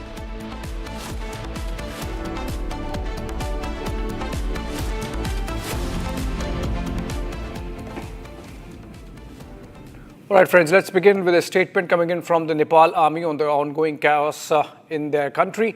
The statement says the Nepali army has remained committed to protecting Nepal's independence, sovereignty, geographical integrity, independence, national unity and security of the Nepalese people, and people even in difficult circumstances.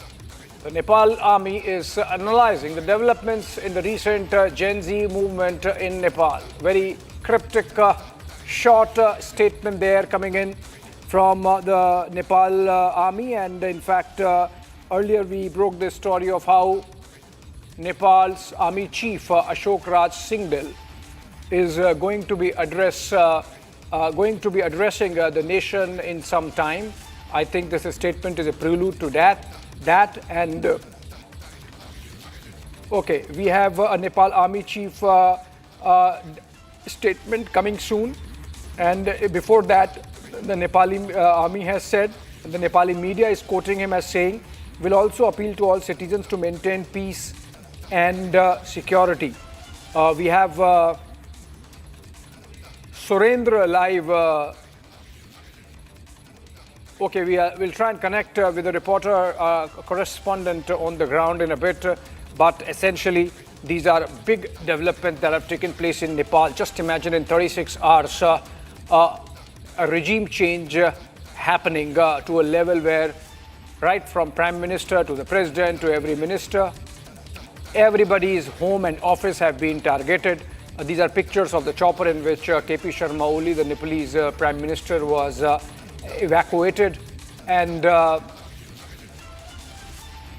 okay, let's go to the next breaking development, which is that Nepal's Deputy Prime Minister Bishnu Paudel was also among those ministers who were chased and beaten by protesters during the Gen Z anti-government protests in Kathmandu. These are pictures of the Deputy Prime Minister who perhaps was trying to hide with a helmet on, Bishnu Paudel, but he was caught by the mob, the rioters.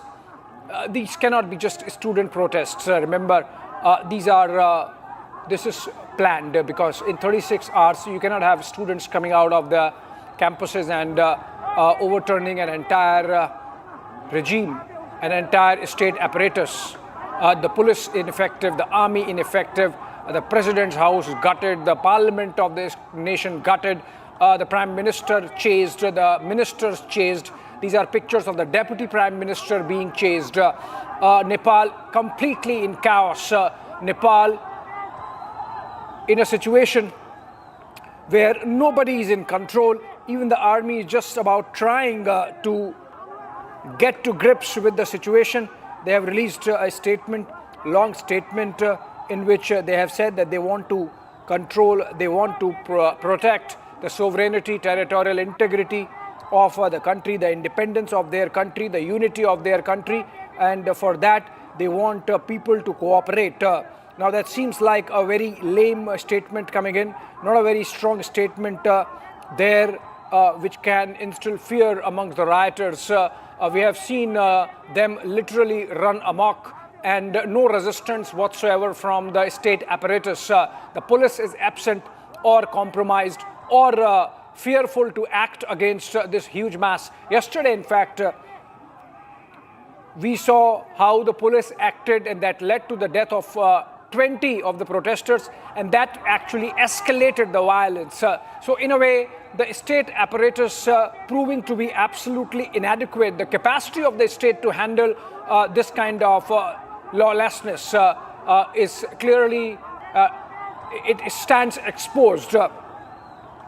And now we are seeing these pictures, horrific pictures coming in from all parts of Kathmandu, and wherever particularly the state symbols are those have been targeted, be it the parliament vandalized, the Supreme Court gutted, the Prime Minister's office put on fire, even media targeted, the headquarters of newspapers like the Daily Kantipur burnt, and these pictures of a Deputy Prime Minister being chased and beaten up in a river.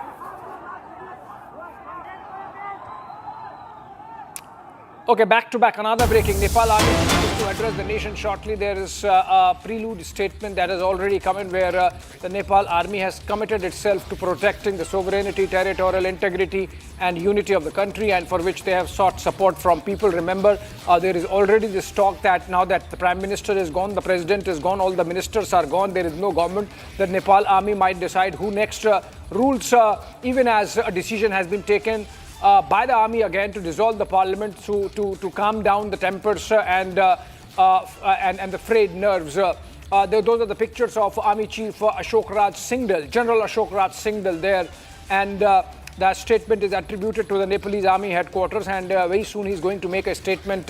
Hopefully that would be a cue to the rioters to calm down, and what he says in the statement, General Singhdal, would in a way signal how strongly the army intends to carry out a crackdown to bring the law and order situation under control. We are seeing in the last 36 hours every apparatus of the Nepali state, right from the president's house to parliament to prime minister's office down to provinces where chief ministers' homes and offices have been burnt down, and police completely standing by after having acted yesterday. Today we have only seen self-defense measures being carried out, army effectively ineffective, though we have seen their presence on the streets of Kathmandu, but to no avail in terms of the boldness with which the rioters have really targeted state symbols. We'll go back to the pictures, we'll go to more pictures coming in from Kathmandu all through the day, and Nepal essentially on the boil. This is a development which India is keeping close watch on, and the Indian government has released an advisory, travel advisory against, of course, traveling in any manner to Nepal. Remember, we have open borders. There are a tremendous amount of Indian citizens already present in Nepal, and their safety is important. And similarly, there are a lot of Nepali citizens in India, and they need to be taken care of. We have a very friendly relationship with Nepal. This does not seem like a situation which India would want in its backyard, in its neighborhood. And so the government of India very closely watching these pictures coming out of Nepal and making sure that there is absolutely no spillover effect. Moving on, Nepal's Prime Minister KP Sharma Oli has resigned. And of course, this is amid the protests led by Gen Z demonstrators. Remember also that they are protesting against a ban that was brought in by the Oli government on 21 social media apps, including the likes of WhatsApp, the likes of Twitter, or X as it is called. And the students thought that this is absolutely against the zeitgeist of the moment, and that Gen Z feels absolutely decapitated and helpless if those social media apps are banned. And so they really decided to take on their government, but whether they really intended to overthrow the regime or the government, they really intended this law and order chaos to prevail in their own country is debatable, and that really gives rise to the question whether there is some other power behind the scenes manipulating the youth and in fact infiltrating the student protest. They might have begun as a student protest but were not student protest today. When we look at those pictures of gun-toting rioters and vandals getting inside the parliament building, putting the Supreme Court on fire, chasing ministers. In one case, a former prime minister's wife was burnt alive. She is no more. She has succumbed to those injuries. And that really gives you Jalanath Khanal, the former prime minister, his wife was targeted by these violent protesters.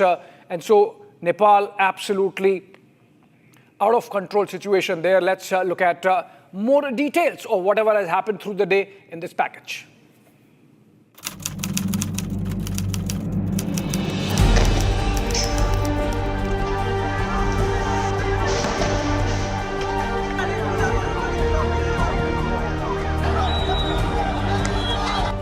A city held hostage.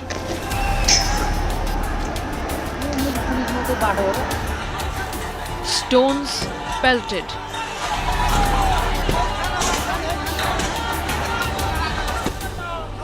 Nepal's parliament stormed. Former Prime Minister's house attacked. Residences of former ministers torched. Cars vandalized. Tear gas shells fired, a curfew defied. A wild, ruthless mob on warpath. The Himalayan city of Kathmandu is on the brink. The Nepalese capital is now, for a second consecutive day, held hostage to rioters. A day after the KP Oli government rolled back the controversial order on social media ban, young protesters have stormed the streets again. At least 19 have been killed, over 300 injured.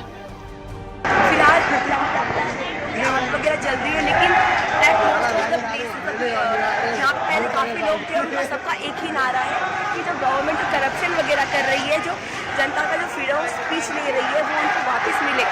And the thing which is being portrayed, और जो चीज़ें बाकी जो media वगैरह बोल रही है कि ये बिकॉज सोशल मीडिया बैन है, लेकिन नहीं, सोशल मीडिया बैन मतलब हमारी हम जनता का स्पीच जो गवर्नमेंट ने हमसे ले लिया था.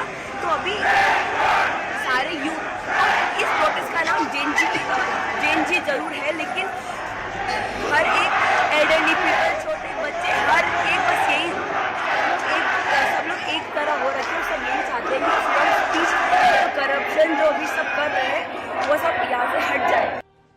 Back to back, several ministers have stepped down, while Prime Minister KP Oli scrambles to keep his government together. Frame by frame, Republic tracks every picture emerging from Nepal as the city descends into complete chaos at the hands of a lawless mob.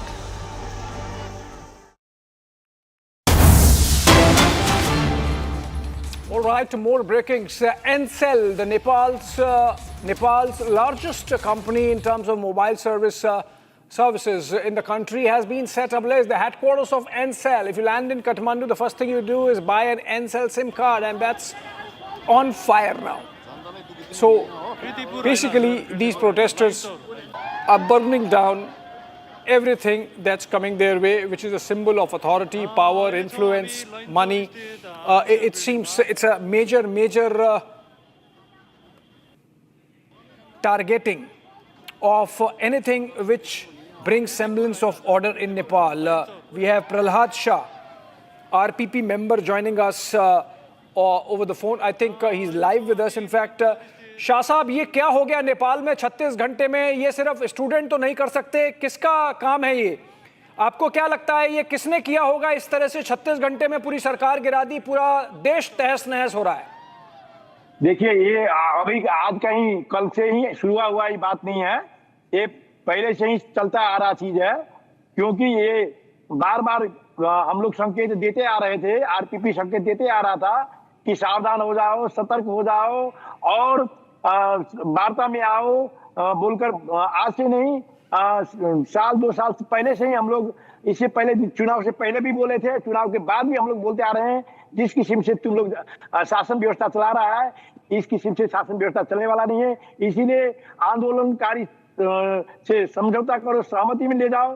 राजा और आंदोलनकारी शक्ति सब मिलकर देश चलाने का, तुम लोग जो कांग्रेस, एमआलए, माओवादी जिस किस्म से इस देश में लूट मचा कर रखा है, भ्रष्टाचार कर रखा है, उसको मुक्ति देने के लिए तुम लोग सब मिलकर देश चलाने का हिसाब से जाओ और भ्रष्टाचार को सबसे पहले खत्म करो, समाप्त करो, बोलकर आरपीपी पहले से ही, राष्ट्रीय प्रजातंत्र पार्टी, आवाज उठाते आ रहा है. और अभी से नहीं, शुरू से ही आप लोग को मालूम होना चाहिए, कुछ दिन पहले चैत 15 गते भी आंदोलन हुआ था, उससे पहले भी जब राजा काठमांडू आए थे, उस समय भी विशाल जन प्रदर्शन हुआ था, लाखों लाख जनता उतर गए थे राजा के स्वागत में. उसको भी अनदेखा कर ये सरकार ने दमन का रास्ता लिया. उसके बाद भी चैत 15 गते का घटना घटा है, दमन का ही रास्ता लिया. बारंबार ये सरकार सत्ता के में रहते हुए जनता का मत को, जनता का विचार को, जनता का भावना को कभी कदर नहीं करते हुए, जनता को दमन करते हुए उस समय भी आदमी को मारा गया था। राइट, शाह साहब, पर अभी बताइए, अभी की बात करें तो जिस तरह से ये तस्वीरें आ रही हैं नेपाल से, ये भी अच्छी नहीं है। आपके सरकार है आफ्टर ऑल, और हर मंत्री को मारा गया है। एक प्रधानमंत्री की, फॉर्मर प्रधानमंत्री की पत्नी जो है उनको जला के मार दिया, देखिए सुप्रीम कोर्ट को जला दिया, प्रधानमंत्री को के घर को जला दिया, पार्लियामेंट संसद को जला दिया। मतलब कोई कहीं तो रुकना चाहिए ना, रास्ता भी नहीं मिलेगा बोलकर पहले से ही बोला गया था। लेकिन ये लोग का दिमाग नहीं चला, वो लोग को दिमाग में ये नहीं रहा कि हम लोग तो आर्मी में हमारे साथ देगा। नहीं पर ये जस्टिफाई नहीं कर सकते ना, इस तरह का दंगा, इस तरह का वायलेंस जस्टिफाई नहीं कर सकते। स्कूल ड्रेस लगाकर आए हुए बच्चे के ऊपर जिस तरह से नृशंस हत्या किया गया, जिसके सेम से नृशंस हत्या करके उसके बाल बच्चा को स्कूल का ड्रेस में, किताब में जांच देते हुए, जांच एग्जाम क्लास से बाहर निकले हुए विद्यार्थी को जिस तरह से कपार में मारा है गोली, ठोकर ताक कर मारा है, जिसका सिर छाती में मारा है गोली, ये तो कोई सहने लायक आदमी का सवाल ही नहीं है। ये तो होना ही था। हम लोग तो पहले से बोलते आ रहे थे। नहीं, जस्टिफाई नहीं कर सकते ना आप, ऐसा नहीं कह सकते होना ही था। किसी को दुख है, दर्द है, प्रोटेस्ट करने का हक है, लोकतंत्र है, आप प्रोटेस्ट करिए। सरकार के बाहर जहां दफ्तर है, पार्लियामेंट है, वहां आप ढोल नगाड़े बजाइए, पर इस तरह से वायलेंस तो नहीं कर सकते। सभी को है, लेकिन दबाओ मत, दमन मत करो बोलकर ये पहले से ही बारंबार दमन किए करते आ रहा है। राष्ट्रीय प्रजातंत्र पार्टी पहले भी सिंह दरबार घेरा हुआ था, उस समय भी दमन किया हमारा राष्ट्रीय प्रजातंत्र पार्टी के। पर अभी बताइए आर्मी कंट्रोल में लाएगी सिचुएशन के नहीं लाएगी? हमको विचार से आर्मी आज रात भर में टेक ओवर करेगी और आर्मी को कंट्रोल में लाना भी चाहिए, क्योंकि देश को तो इसी तरह अराजकता तो नहीं रह सकता है। और ये जो आंदोलन में आए हुए युवा पुस्ता का मांग एकदम सिंपल है, भ्रष्टाचार का अंत्य और सामाजिक संजाल का बात जहां तक था, सामाजिक संजाल तो हो ही गया और भ्रष्टाचार का अंत्य होना चाहिए। और जितना भ्रष्टाचारी है, जो अभी से 2047 साल से हम लोग का विक्रम संवत 2047 साल से जो उच्च पद में बैठे हुए हैं, आसीन हैं, उस सभी का संपत्ति छानबीन होना चाहिए, सभी का संपत्ति छानबीन को दायरा में आना चाहिए। और जिन्होंने इस देश को लूटा है, उसका संपत्ति देश में रहे और विदेश में रहे।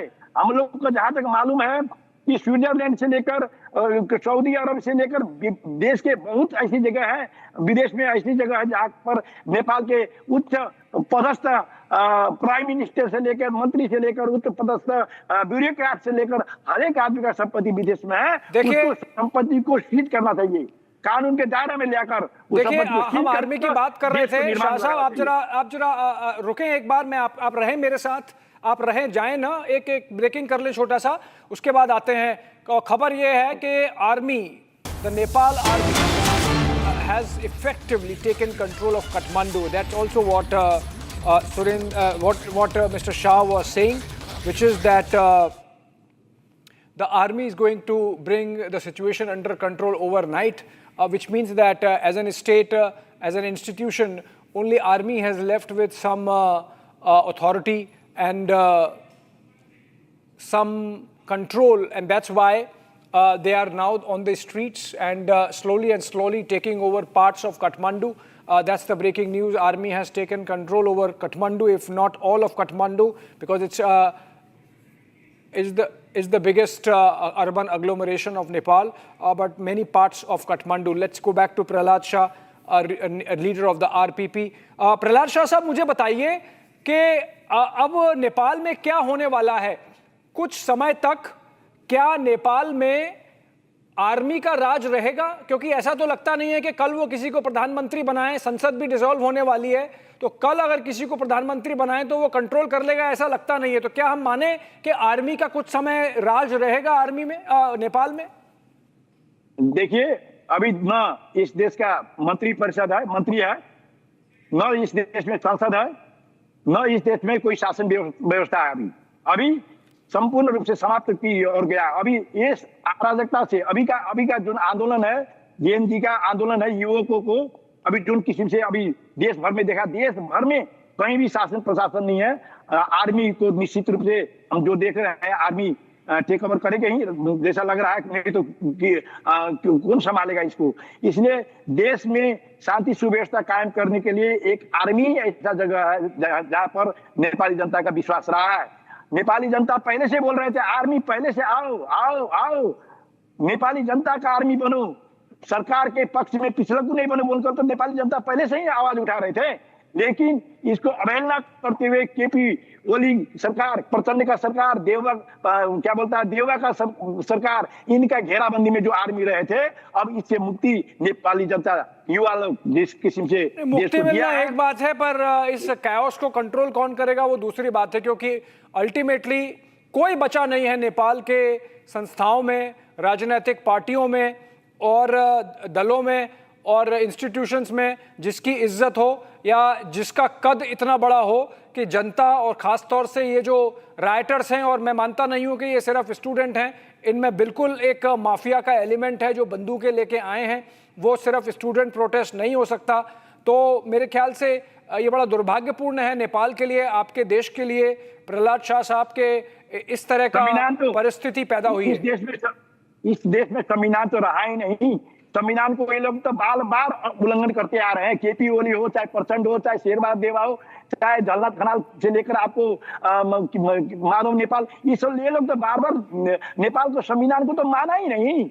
उनके अनुकूल का जितना भ्रष्टाचार करे सब जायज, और नेपाली जनता का आवाज, नेपाली जनता भ्रष्टाचार के विरुद्ध में बोलते थे, उनके विरुद्ध में जाकर उनका बोलती बंद करने के लिए सजाए, जेल में भेजना और विभिन्न झूठा मुद्दा लगाकर फंसाना, इसकी चरित्र था इस देश का राजनेता में। राजनेता तो क्या बोले, इस देश को लुटेरा के हाथ में जो शासन व्यवस्था था, इससे मुक्ति मिला है इस जनता को। और हम लोग बोलते आ रहे थे, पूरा देश भुगत रहा है, आपका पूरा देश भुगत रहा है, आपका पूरा देश भुगत रहा है, आपका पूरा देश भुगत रहा है। और ये इसलिए हो रहा है कि जो राजनीतिक दल थे और उनके जो नेता थे, उन्होंने एक मोनोपोली बना लिया था। जनता को शायद लगता था कि उनका जितना अधिकार होना चाहिए समाज व्यवस्था को कंट्रोल करने में सरकार के थ्रू उतना नहीं था। पर फिर भी ये जिन लोगों ने जिस तरह के दंगे किए हैं वो भी देश के लिए अच्छा नहीं है, और मेरे ख्याल से नेपाल को इसकी बहुत समय आने वाले बहुत समय तक, लंबे समय तक कुछ कीमत चुकानी होगी। Thank you so much there Prahlad Shah, RPP leader, having joined us from Kathmandu. And moving on, but staying with the same story, Nepal Prime Minister KP Sharma Oli resigned following these protests just a couple of hours back, and this was in the backdrop of the social media apps ban that was brought in by his government. But students, Gen Z, protested, but then it did not stop there. The anger is spilled over onto the streets with other people joining in, and the angst of misgovernance really coming out is what most of the analysts are talking about in the case of Nepal. But remember, it does not happen that in 36 hours you can completely overturn all the institutions of the state. You can compromise the state apparatus, including the police and the army, obviously, and burn the Supreme Court and the Parliament and the Prime Minister's office and the President's residence. This obviously has some design to it. Let's look at the details that have come in till now.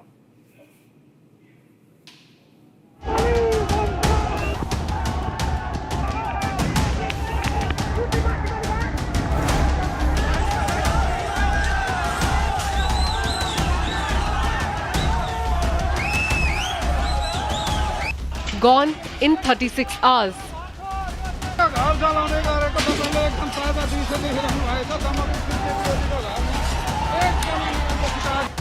A coup completed in less than 2 days.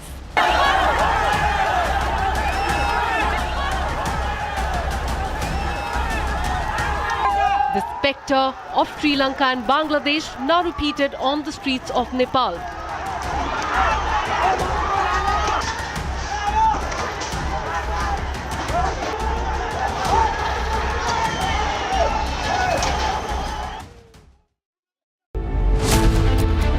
Opposition draws Dhaka, Kathmandu, New Delhi parallels.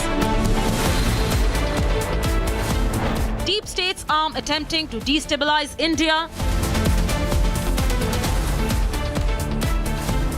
Nationalists unite together and say never in India. Debating tonight at 9 p.m.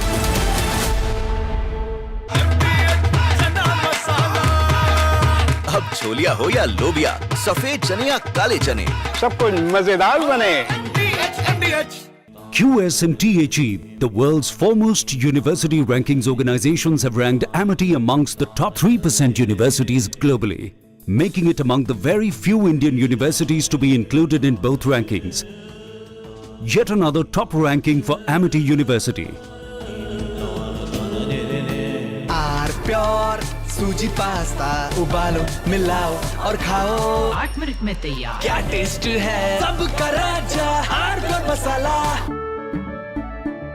केसरिया से मन जोगी हुआ रे, दिल झूमे देखो मतवारा हुआ रे।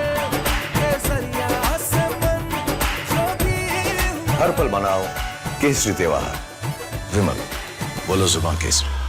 I choose a world where we dream and the limit is the sky, and this world is my home where I'm living my best. Mindfully crafted home decor fabrics. Sansar, a decor brand. Live consciously. दादी के हाथों का जादू और खुशबू से महकता घर, माँ की मुस्कुराहट और खाने की सुगंध। MDH गरम मसाला, क्योंकि हर रिश्ता है स्वाद से जुड़ा।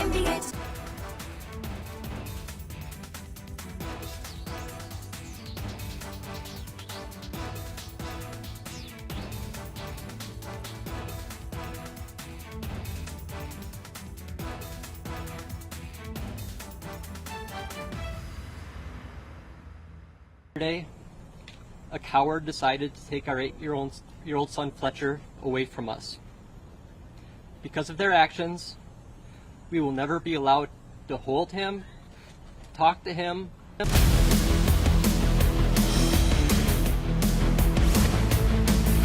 This is Republic Jack Olival Studio. Stay tuned for all the live and breaking news updates. I'm Deepak Suresh Kumar. Let's get started.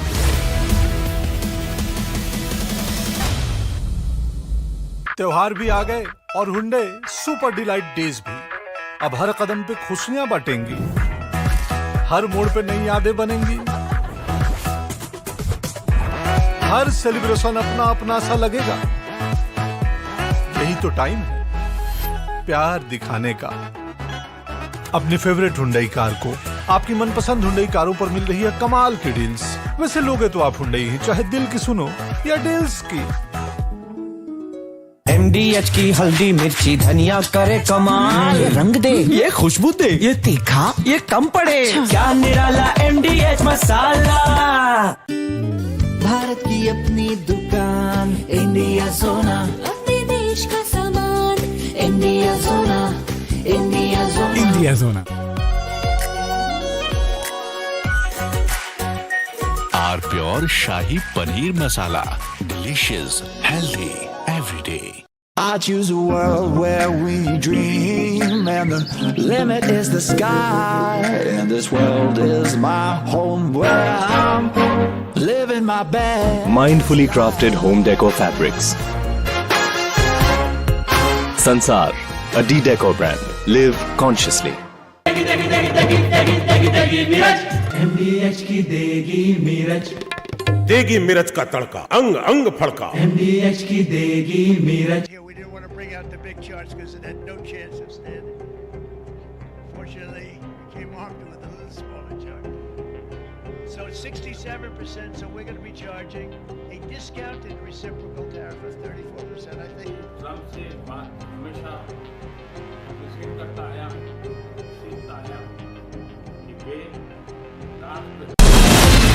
From Asia's largest news headquarters, setting the agenda for Bharat.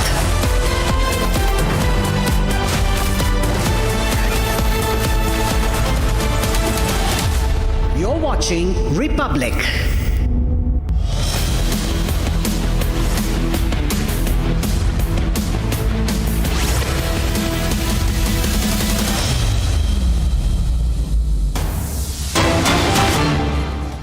ladies and gentlemen, there's some breaking news coming in. Now, Israel has confirmed, and the IDF, the Israeli Armed Forces, confirming that the IDF and ISA have conducted a precision strike targeting the senior leadership of the Hamas terror group.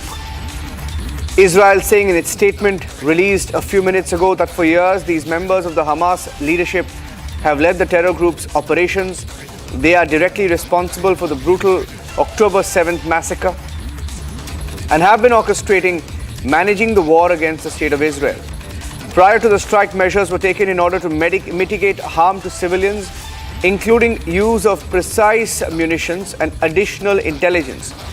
IDF and ISA will continue to operate with determination in order to defeat the Hamas terrorist organization responsible for the October 7th massacre. There are videos also coming in. We'll play out those pictures coming in. First pictures from Doha being reported after Israel carried out strikes against different Hamas leaders. Now, there are different videos doing the rounds confirming that perhaps the leadership, the Hamas leadership, was eliminated in this particular attack. We are waiting for an official word on that. But the explosions in Doha, that's a video that has emerged. Now, these are pictures on the social media being circulated by people who live in Doha. Citizens of Doha putting out videos. These are crowdsourced videos, open source videos of the strikes carried out by the Israeli Defense Forces. Qatar has also now responded. This is a breaking news update coming in. Back-to-back developments, ladies and gentlemen. Qatar has also responded to Israeli strikes, saying that the state of Qatar condemns in the strongest terms the cowardly Israeli attack that targeted residential buildings housing several members of the political bureau of the Hamas movement in the Qatari capital of Doha. The criminal assault constitutes a blatant violation of all international laws and norms, a serious threat to the security and safety of Qataris residents in Qatar. Qatar ministry there affirming that security authorities, civil defense, relevant entities have immediately begun addressing the incident, taking necessary measures to contain repercussions, ensure safety of residents surrounding areas. Qatar, in response, saying that they strongly condemn the attack. They affirm that it will not tolerate this reckless Israeli behavior and the ongoing disregard for the region's security, as well as actions targeting its security sovereignty. Investigators are underway at the highest level, and further details will be announced as soon as they become available. Qatar, a strong statement, but not really talking about any retaliation yet. We don't have any updates on whether Qatar will respond to this, but they have confirmed in the first statement that's now come in. There is a confirmation that has now come in that in this area and this building that has been specifically targeted by Israel, the leadership of the Hamas, Qatar confirms political bureau of the Hamas movement was in the Qatari capital of Doha. That's a confirmation that's now come in. Let's go back to the pictures, and these are more details coming in. What more are you picking up now, Rakshita? Any more details that you're picking up? We have a statement from Israel, statement from Qatar, confirming the strikes on Doha. Well, it's a developing situation as we see, Niranjan. The Qatar, of course, as you just read out, they have issued a statement on these strikes, and this after many explosions were heard, and now this is ascertained as an attack. And it's Qatar is also now issuing a statement after several blasts took place, and several of the Hamas leaders were targeted. And this is the update we have. The military said the IDF and ISA have conducted a precise strike on the senior leadership of the Hamas terrorist organization. Niranjan, we've seen that the fight against Hamas continues as far as Israel is concerned. We've seen that for more than a year now, we've seen a top leadership of the Hamas being eliminated, but we've seen their tentacles, they have spread across West Asia, and they're leaving no stone unturned, no corner left, as far as targeting and eliminating all the terror commanders that is concerned. Yeah, we had a terror attack in Jerusalem yesterday, so we'll pull out those pictures. The attack in Jerusalem yesterday, the response of Israel today, though on Qatari soil. Now, this is interesting. That's where the talks were being held. The negotiations have been on in Qatar, where different meetings have been held between Qatar, the Hamas leadership, and Israel. Now, this is a big development. While we stay on the pictures, Savi, you wanted to come in? You have some details that you wanted to share about yesterday's attack as well. We'll stay with the pictures. Quick word from Savio as well. Attack on the Hamas leaders in Qatar is a retaliation to the horrific October 7th attack, as well as what has happened in Jerusalem yesterday. The problem is nations like Qatar and other Islamic nations tend to support the terror organization Hamas. Qatar itself has confirmed that the political leadership of Hamas was in the building or the buildings targeted by the IDF. What does that mean? It clearly means that you have certain Islamic nations like Qatar completely supporting the Hamas organization. Yes. And Hamas was responsible for October 7th. Let us not close our eyes to that truth. The horror of October 7th was real. What happened yesterday was real. These are terrorist attacks. Yeah. You cannot have a political leadership of Hamas and brand them as political leadership because they are not political leaders, they are terrorists. Yeah, just stay with me. Savio, I have Ratnadeep joining us live. Visuals, I think we just changed the windows there, just interchanged. I'm going across to Ratnadeep. Ratnadeep joining us live from Tel Aviv, confirming this strike by the IDF. Ratnadeep, what more do we know about these strikes? Well, I'll just change the window firstly, there. This Just is the second please go. attack by a foreign country on Qatari territory since June. The first one was by Iran and now by Israel. There was warning, obviously. We have seen prior warnings before that the Israel government mentioned before that wherever the Hamas terrorists are hiding, they would reach them and they would actually go and attack wherever they're hiding. And this is basically what we have seen a short while ago. The IDF and the Shin Bet, through the Air Force, carried out a very precise strike against the senior leadership of Hamas terrorist organization. And the leadership members who were targeted have led the organization activities for years. And the government is claiming that some of these people who have been eliminated were a part of a coalition which organized and orchestrated the October 7 attacks. Now, prior to the strikes, the government mentioned that measures were taken to minimize harm to the people who were uninvolved in civilian casualties. As of now, we know that there were 12 such strikes that have taken place. 12 strikes? 12 precision strikes on Doha. And who was specifically targeted, Ratnadeep? Any details that you're being able to pick up from Tel Aviv of who was targeted exactly? Do we have any names, the ranks of any of these political leaders of Hamas? It's difficult to give you the exact details, but a senior Israeli official confirmed to one of the journalists in Israel that they have struck the Hamas leadership in Qatar, including Khalil al-Haya and Jabrin, and they're awaiting the results of the strike and they're still evaluating the situation.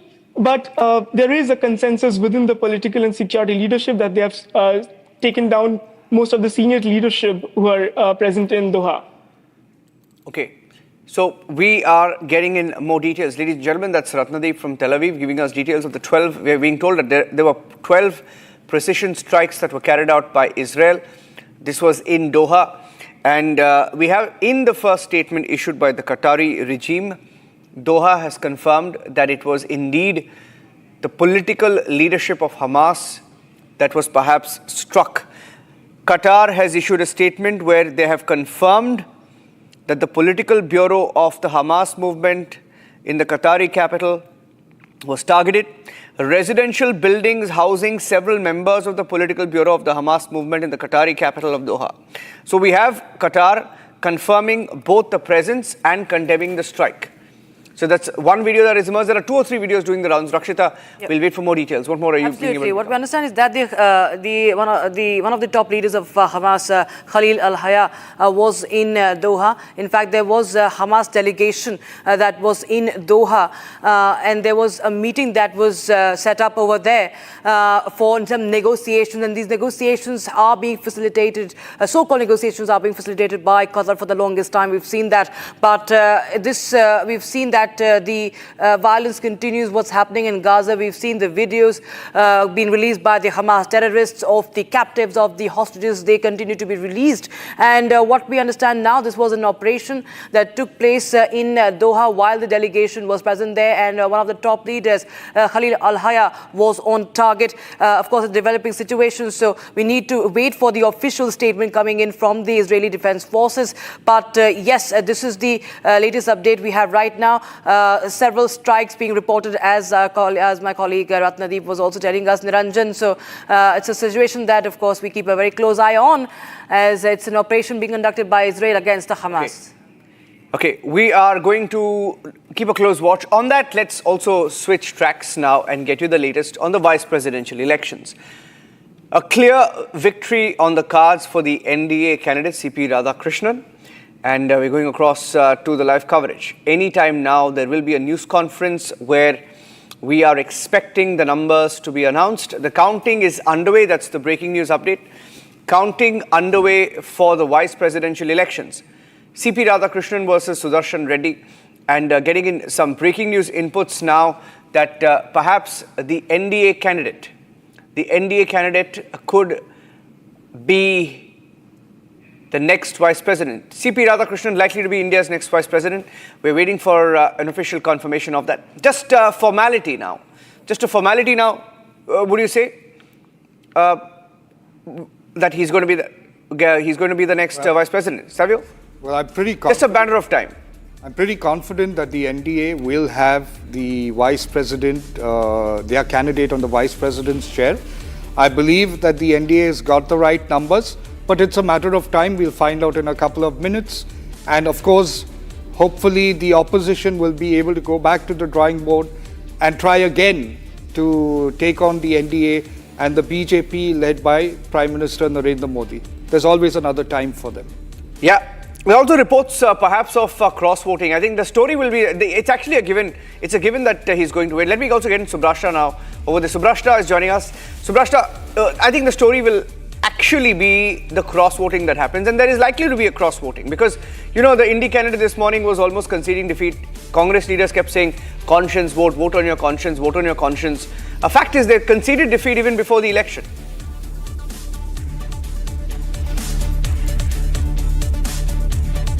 Subrashta. Yes. So let's first of all, I think it's important to mention it quite clearly that though vice presidential elections have a certain, have a certain structure and have a certain focus, anything in India at this point in time is extremely political.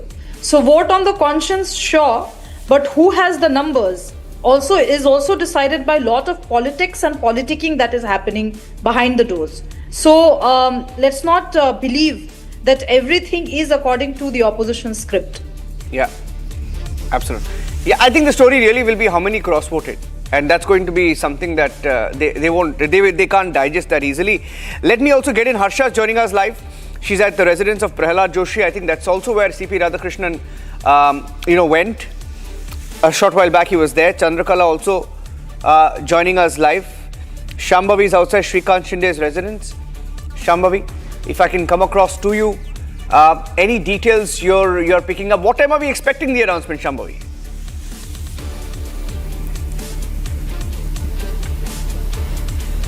So absolutely, I'm outside Shrikant Shinde's residence and all eyes on the clock as we are awaiting the official declaration of the name for the Vice President of India. And although it is a clear win because NDA is enjoying a numerical edge in the parliament, we are waiting for an official declaration. And as the counting process is underway, we know that NDA has been very confident since morning. We've been tracking the reactions of the NDA party members and they've been very confident. They've been saying that we are 100% sure, 200% sure in fact, that we are going to win.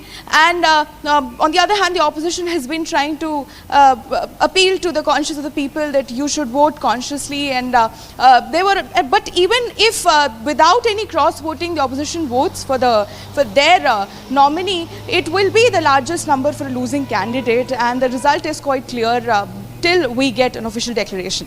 Back to you. Yeah, okay. Getting in some more breaking news now. Chandrakala is also joining us live. She's at the Maharashtra Sadan. Okay, it's critical also because he was one of the key observers for the election, Shrikant Shinde there. But abstained, those who abstained, those who really helped this victory. 7 from the BJD, 4 from the BRS, 1 from the Shiromani Akali Dal. YSRCP helped the NDA candidate, voted for the NDA candidate, 11 MLAs of the YSRCP. So, getting in breaking news now that there were 768 votes that were cast, 768 votes, 779 were the total votes on offer today. Let me get in Chandrakala as well. Chandrakala, what else do you have on your end? Any updates you're able to pick up now? Well, right now, of course, that the winning is definitely, of course, the NDA candidate of the VP election, C.R. Radhakrishnan, is definitely winning. And now that it has been a 97% turnout vote has been casted, of course, and then now we are at Maharashtra Sadan, where currently the new VP, I would say, is staying here right at this moment. Now he has moved to Prahlad Joshi's residence for after, of course, celebration would be called off after his win, of course. And now that we are also trying to track their family. Now I'm being told that his wife and his mother is yet to reach Delhi, and his son is here, but they are not right now staying at Maharashtra Sadan. Currently, we are expecting that some leaders would be arriving here also to join him and, of course, congratulating him. So as far as the new candidate is concerned, he has been a former governor of Jharkhand. Of course, he is currently the governor of Maharashtra, and his political journey has been really outstanding. Of course, as we know that it is a neck-to-neck battle between the NDA candidate and, of course, India Bloc member, the candidate from India Bloc, of course, Sudarshan Reddy. We are seeing a very tough battle between the two, and since morning it has been a very hectic day, and India is currently will be getting the 15th vice president, and it's a very crucial day for India after the exit of Dhankar. Over to you. Okay, getting in some more breaking news now that 13 MPs have abstained. That's the number. Some reports citing 12, some saying 13. Harsha joining us with the details. Rakshita, you can go across to Harsha now. Harsha, the list is out. I think total 768 voted and 13 abstentions. Harsha, what more can you tell us about the abstentions? Yes, you rightly pointed out, Rakshita. So the details which are put out is about the total number of MPs who have voted today for the Vice President, and also the abstained one were 13. And also we have got to know that apart from the abstained one, the total voting has the total voting number is around 768. What we are getting to learn right now, out of 781, 768 have voted today. The overall voting which has happened, and Kiran Rijiju spoke about this in the Parliament. And also, Rakshita and Niranjan, where am I reporting from right now is the residence of Prahlad Joshi outside, because the security arrangement has heightened ahead of the Prime Minister's visit here. Continuously, the cavalcade of ministers could be seen here in the visual. They're entering from gate number 2, and also Rajnath Singh RM has already arrived at the residence of Prahlad Joshi, and soon all the top senior ministers will be arriving here.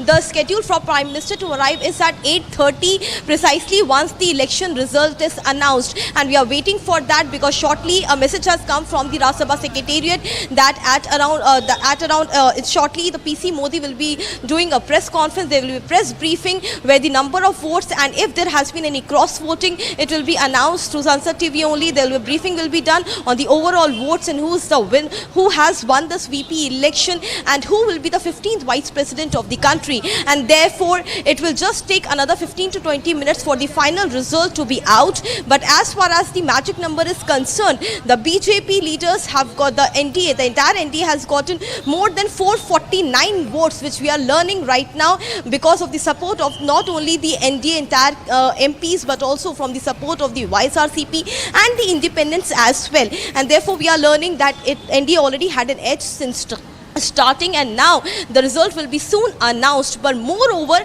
once the result is announced, the entire point of the point of interest will be this place, which is the residence of Prahlad Joshi, because all arrangements to welcome C.P. Radhakrishnan has been done here. The tent has been set up inside. The arrival of Prime Minister will happen here. We'll soon hear the noise of dhols as well once the result is out, and therefore preparations are in full swing inside, and the front gates are completely decorated as well with the flowers. It could be clearly seen the garlands, the flower decoration at the entrance of the gate number 1 and gate number 2. Both the gates continuously, the sirens could be heard of the convoy and cavalcade, because senior ministers are continuously arriving from Rajnath Singh to HM, and the other senior minister like Nitin Gadkari and the senior cabinet minister will soon be arriving at the residence of Prahlad Joshi. This is the place where all have to gather before the election results are announced, so that the welcome of C.P. Radhakrishnan, the new Vice President, could be done here at the residence of Prahlad Joshi. Back to you. Okay, NDA essentially preparing to celebrate there. Let me go across also to Shambhavi. Press conference live, cutting across straight. Let's go across. To the office of Vice President of India was issued on 7th August 2025. In all, 68 nomination papers were received till the last date for submission of nomination papers. After scrutiny, nomination papers filed by Shri Bucci Reddy Sudarshan Reddy and Shri C.P. Radhakrishnan were found valid. As you are aware, in the Vice Presidential election, all members of Parliament, including the nominated members, are eligible to cast their votes. There are 788 electors, 245 from Rajya Sabha and 543 from Lok Sabha. There are 6 vacancies in Rajya Sabha and 1 vacancy in Lok Sabha. Thus, there are 781 electors. The polling for the Vice Presidential Election 2025, which commenced at 10 a.m. today, the 9th of September 2025, in room number F101 Vasudha, first floor, Parliament House, New Delhi, closed at 5 p.m. Out of the 781 electors, 767 electors cast their votes before closure of the poll, that is 5 p.m. The total elector turnout was accordingly 98.2%. Only 1 ballot box was used for the poll, which was sealed immediately after the close of poll at 5 p.m. in the presence of the authorized representatives of the contesting candidates and election observers. The counting of votes commenced at 6 p.m. The ballot box was opened in the presence of the authorized representatives of the contesting candidates, election observers, and the counting officers, whom I had appointed to assist me in counting of votes. The ballot papers taken out were first scrutinized. The valid and invalid ballot papers and 1 postal ballot paper was also received, were segregated, and the valid ballot papers were distributed according to the first preference vote secured by each candidate. The postal ballot has been treated as returned and cancelled, as the elector declined to cast his vote. 767 votes were polled, out of which 752 were valid and 15 were invalid. The quota sufficient to get a candidate elected as Vice President was determined by dividing the total number of first preference votes secured by both the candidates by 2 and then adding 1 to the quotient. The said quota was 377. As all of you are aware, the value of votes for the presidential election is 1. Shri Bucci Reddy Sudarshan Reddy has secured 300 first preference votes, and Shri C.P. Radhakrishnan has secured 452 first preference votes.